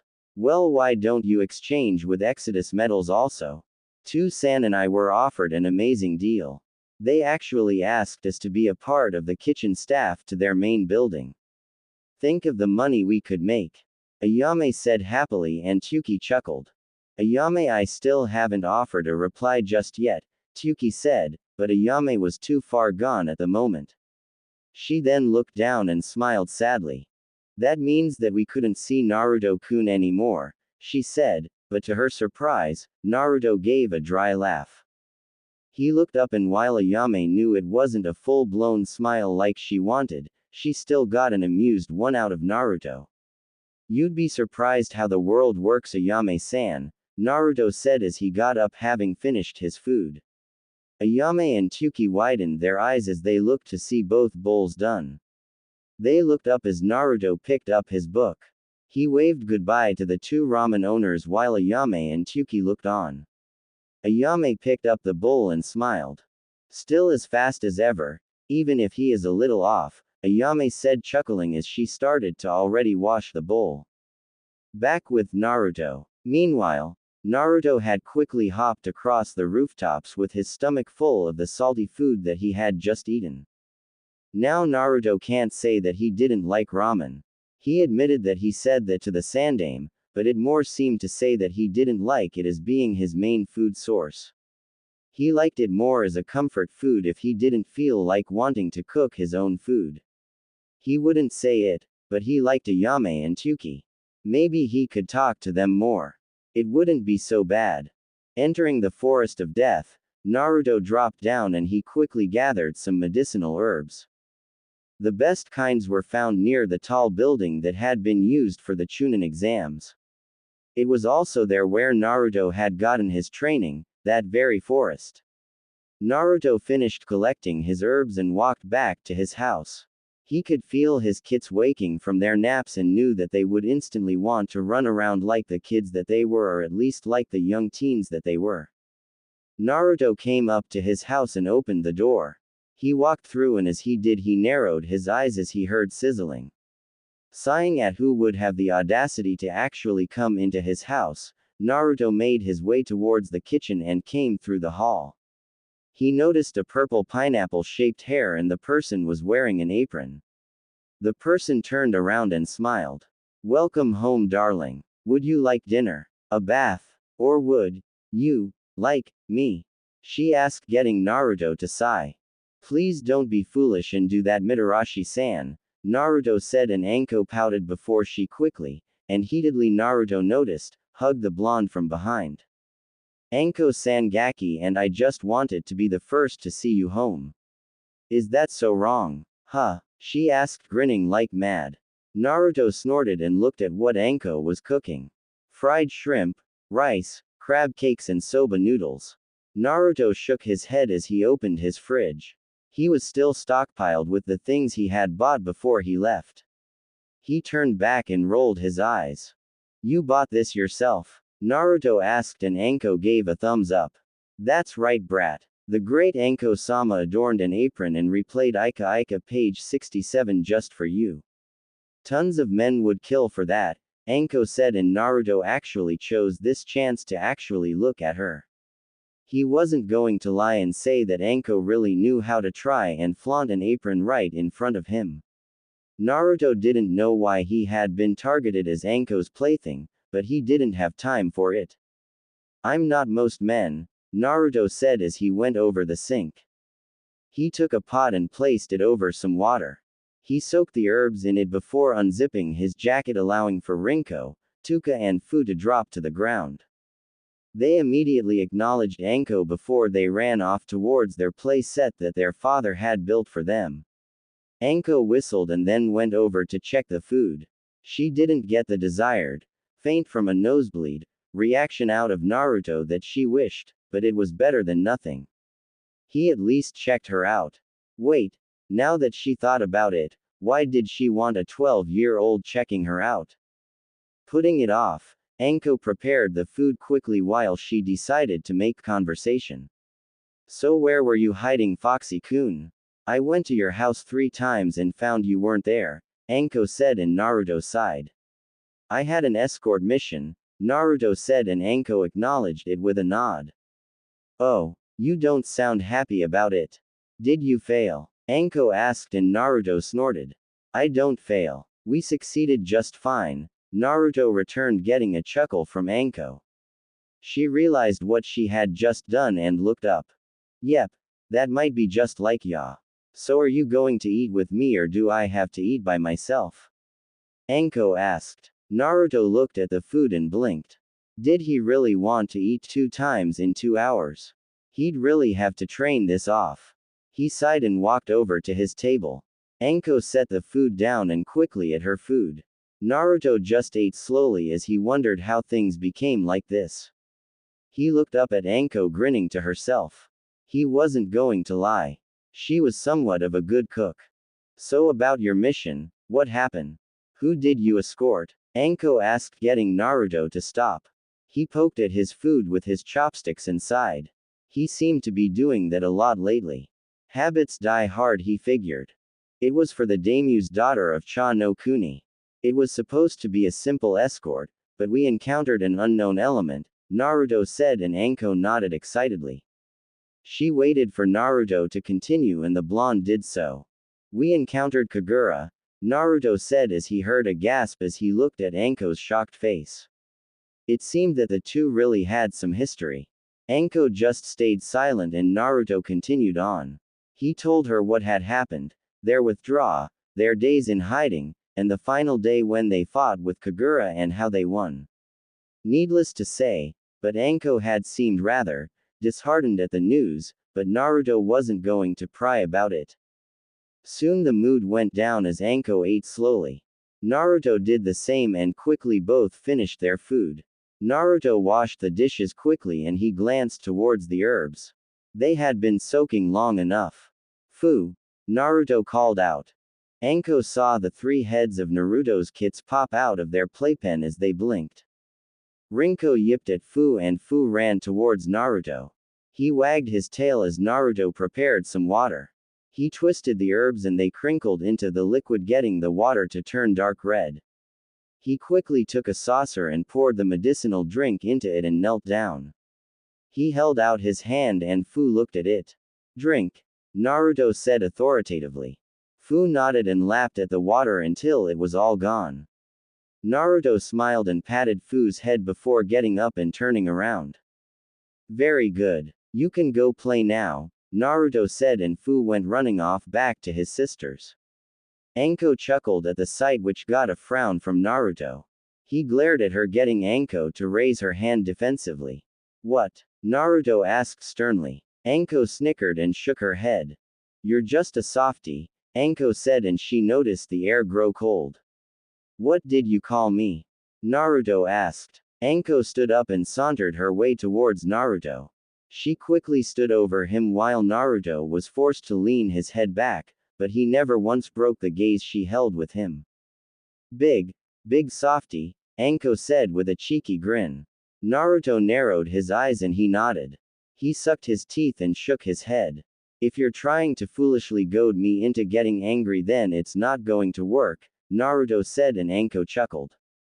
"Please, I could kick your without so much as using a jutsu. You think that just because you could stand against Kakashi that you can beat me alone? Don't dream of it, brat," Anko said, and Naruto slowly nodded. He walked over to his side door and opened it. He stepped to the soft gr and Anko watched him slowly take off his jacket. He dropped it to the ground and cracked his knuckles. "Betting against me is a poor decision, Anko-san. If it means that much to you, then I'll indulge you," Naruto said, and Anko grinned. She quickly stepped down and stood across from Naruto. "We'll see. I promise not to kick your butt too badly," she said, and Naruto shrugged. Anko made a stance and Naruto pulled out a book. Where did I leave off with this?" Naruto thought to himself. Anko gawked at the audacity of a genin to read Ika in front of her while they were fighting. She chuckled darkly and balled her fists. "Fine, be that way, brat," Anko said, and she quickly appeared in front of Naruto as she sent a kick to his face. She grinned, but she watched as it was grabbed. Anko gasped and saw Naruto looking up at her. "Not bad," she said before she twisted her body and sent another kick to Naruto's side. It connected and she grinned, but she watched as Naruto dispelled and splashed her with water. Anko coughed and she turned around to see Naruto reading the 2nd volume of Ika from atop a tree. "What, that an elemental bunshin? But that's a kinjutsu right along with the cage bunshin technique," Anko said to herself.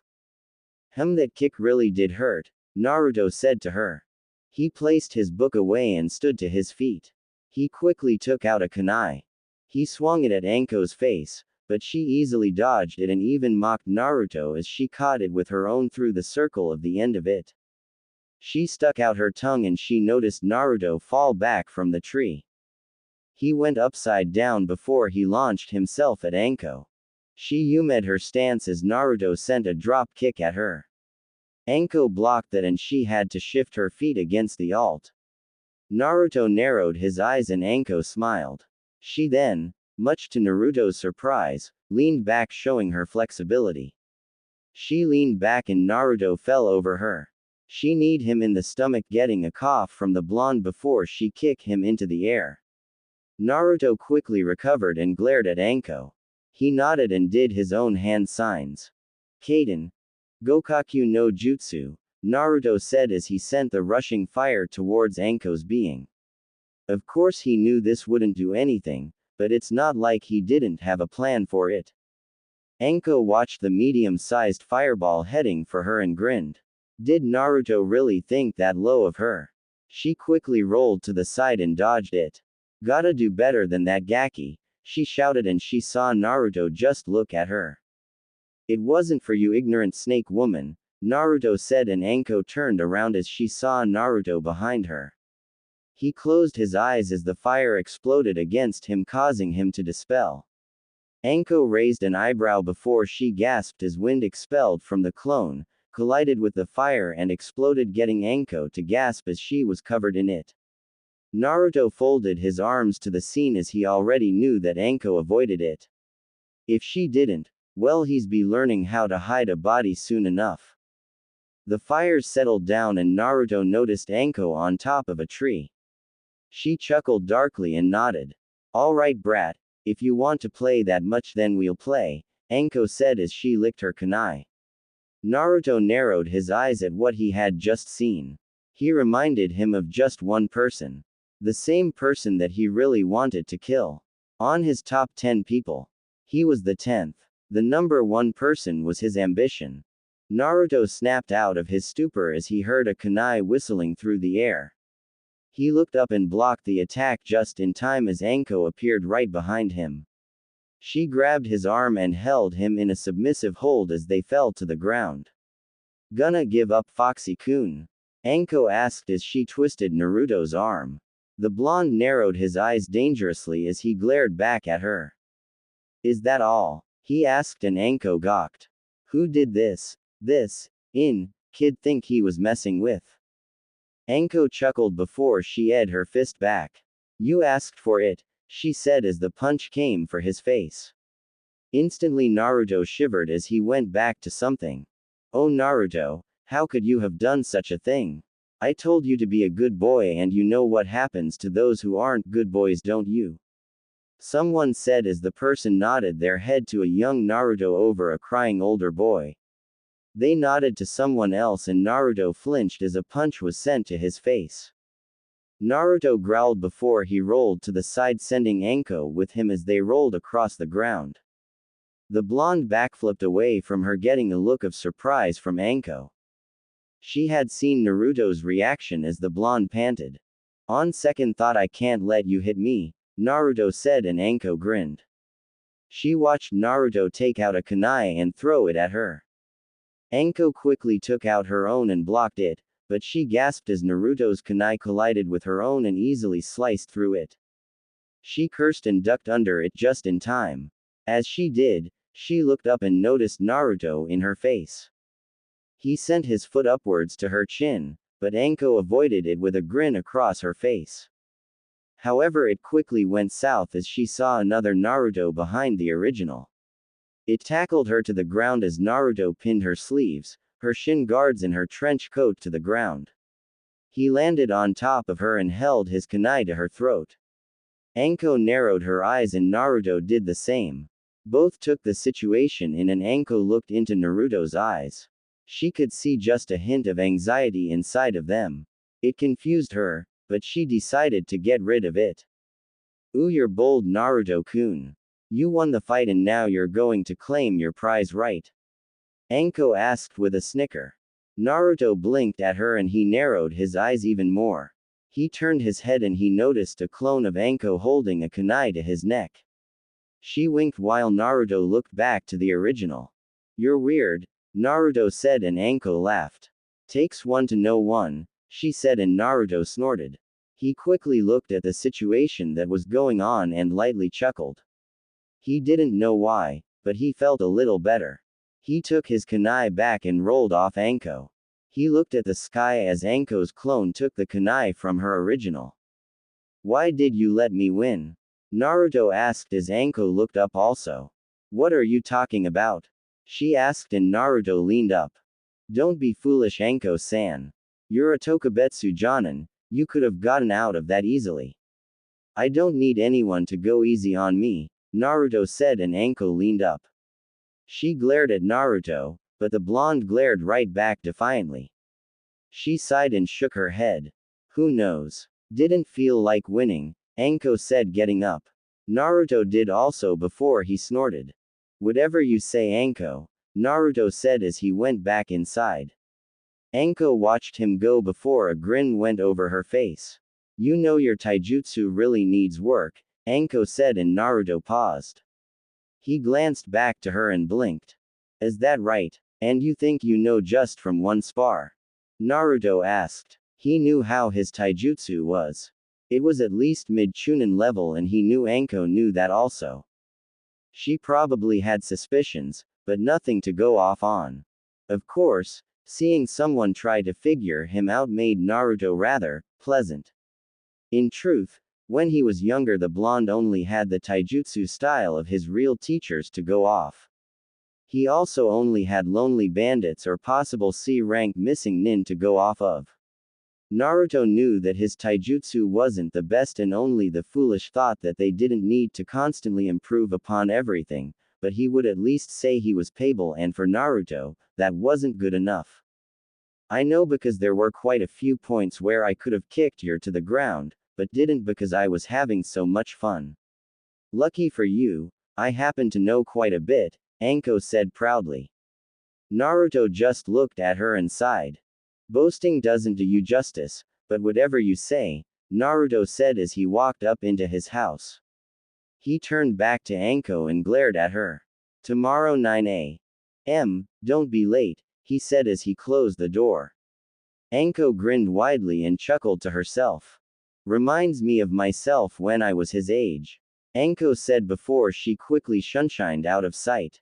Meanwhile, Naruto stepped through his house, and since it was still light out, he decided to get down and dirty before taking his shower. He looked over and he noticed Rinko, Tuka and Fu waiting for him patiently. It was time. Alright then, time to start Danzo's commission. If I'm gonna stay on even ground with him, then I'll do just that. Besides, when I say I'll get something done, I'll do it. Doing otherwise is foolish, Naruto thought as he clapped his hands. To the basement. We have a week off and we're going to use it well, Naruto instructed. His kits yipped and they all quickly came down to the basement.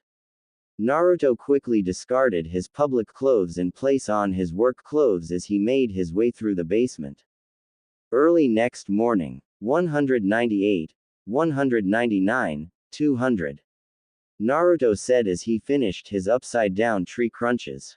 He quickly finished those and dropped to the ground. As he dropped down, he narrowed his eyes as a very large snake bursted out of the woods.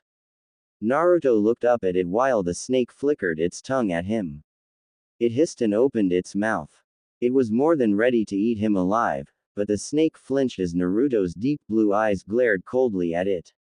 It withdrew slightly before Naruto turned around.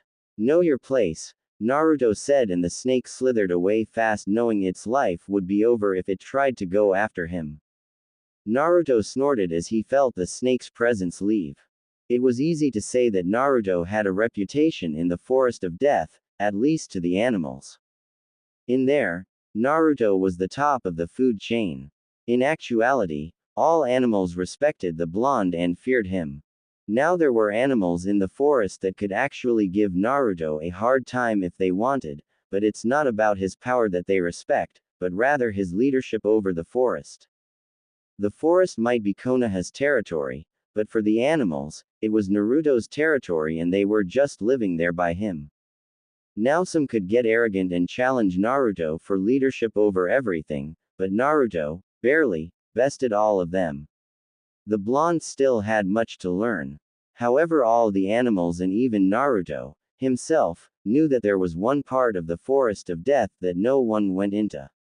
Not him, not Anko, not even the animals. It was known as the Dark Zone. The only part of the forest that had a tall gate of its own. It was forbidden to everyone except certain Jonin, Anbu, and the Hokage. Naruto picked up a towel as he rubbed his face free of some sweat. He had left his house at around 8:20. His kits were still sleeping since they had been up late, but Naruto had always had a training schedule that he stuck to. It's a good thing, to him, that he didn't have training to do with his team, if he even wanted to call it that. By the time that they met again, Sasuke should have mastered tree walking and have been on to water walking. Sakura should be on water walking too if Naruto's prediction of her low reserves was anything. It's not that he particularly wanted to train either of them, but they were a team and he was about to waste lives if he didn't need to. And if Hatake was going to put the blonde in charge of training while he was gone, which was more than a majority of the time, then Naruto was going to do it right. Naruto leaned on a tree branch while he took a look at the scrolls he had been offered by Danzo. He'd gotten 3 of them down, but the 4th one was a little more complicated than that. He would have to figure it out later, but also he had to think about something else. Naruto was soon due for a report from Kisa, and while he never really outright found any mergers to be of imminent threat to him, he still felt the need to make a presence known. What type he wasn't sure of. As he thought about this, Naruto knew he was being observed. He knew by who, as it was already that time of the day and the person was exactly on time, something that Naruto found to be appropriate. "Keep you waiting, Gaki?" Anko asked as she dropped, showing her presence. Naruto glanced towards her and sighed with a shake of his head. "Not really. Just doing my own personal set of warm-ups. I'm actually surprised that you're actually here on time," Naruto said, getting a glare from Anko. She smirked evilly and flicked a kunai at the blonde. Naruto ducked under easily and he noticed Anko wrap her arm around his neck. Naruto glared at her and Anko chuckled. "Give me some credit, brat. Not all of us are like Kakashi." "Well, we'll skip the warm-up since you seem to be doing it well," Anko said as she looked at the sweat glistening of Naruto's body. Somewhere in the back of her head, she blinked that he really was sort of cute. "Very well. Let's get started," Naruto said. Anko nodded, and so the blonde's supposed training with the snake mistress began as they delved into the forest of death. "Send a punch at me," Anko said, and Naruto quickly did. "Hold it," she said, and he did so. She examined his form and she had to admit that the execution was flawless. His stance was rigid and firm. Unmoving and not hyper-extended. It was impressive to say the least. "Nice," she complimented. Naruto rolled his eyes at her compliment. It sounded like she was expecting him to be horrible. However, judging by who he was then, he could understand. It wasn't entirely foolish thinking. "All right then. We'll work on taijutsu, then some chakra control exercises, and we'll have a little sparring match again." "That all right for you?" Anko asked, and Naruto shrugged. "Sure. I've got nothing major to do," Naruto said, and Anko just chuckled with a nod. So nearly the entire morning and a good majority of the afternoon went like that. Naruto and Anko trained together, and while Naruto wasn't going to admit it, he still felt this was a pleasant way to spend his time. Anko had more or less teased him every chance she got, but Naruto could never fall for it and get completely angry. Annoyed was a better word for it, but it did make him question why she was even trying to negotiate with him. He never really cared, but having someone to accompany him wasn't so bad. He could at least admit that. Later, Naruto and Anko was laying on the ground panting. It had been a very tiring session, but one that neither minded. "Your training routines are unethical, Anko-san," Naruto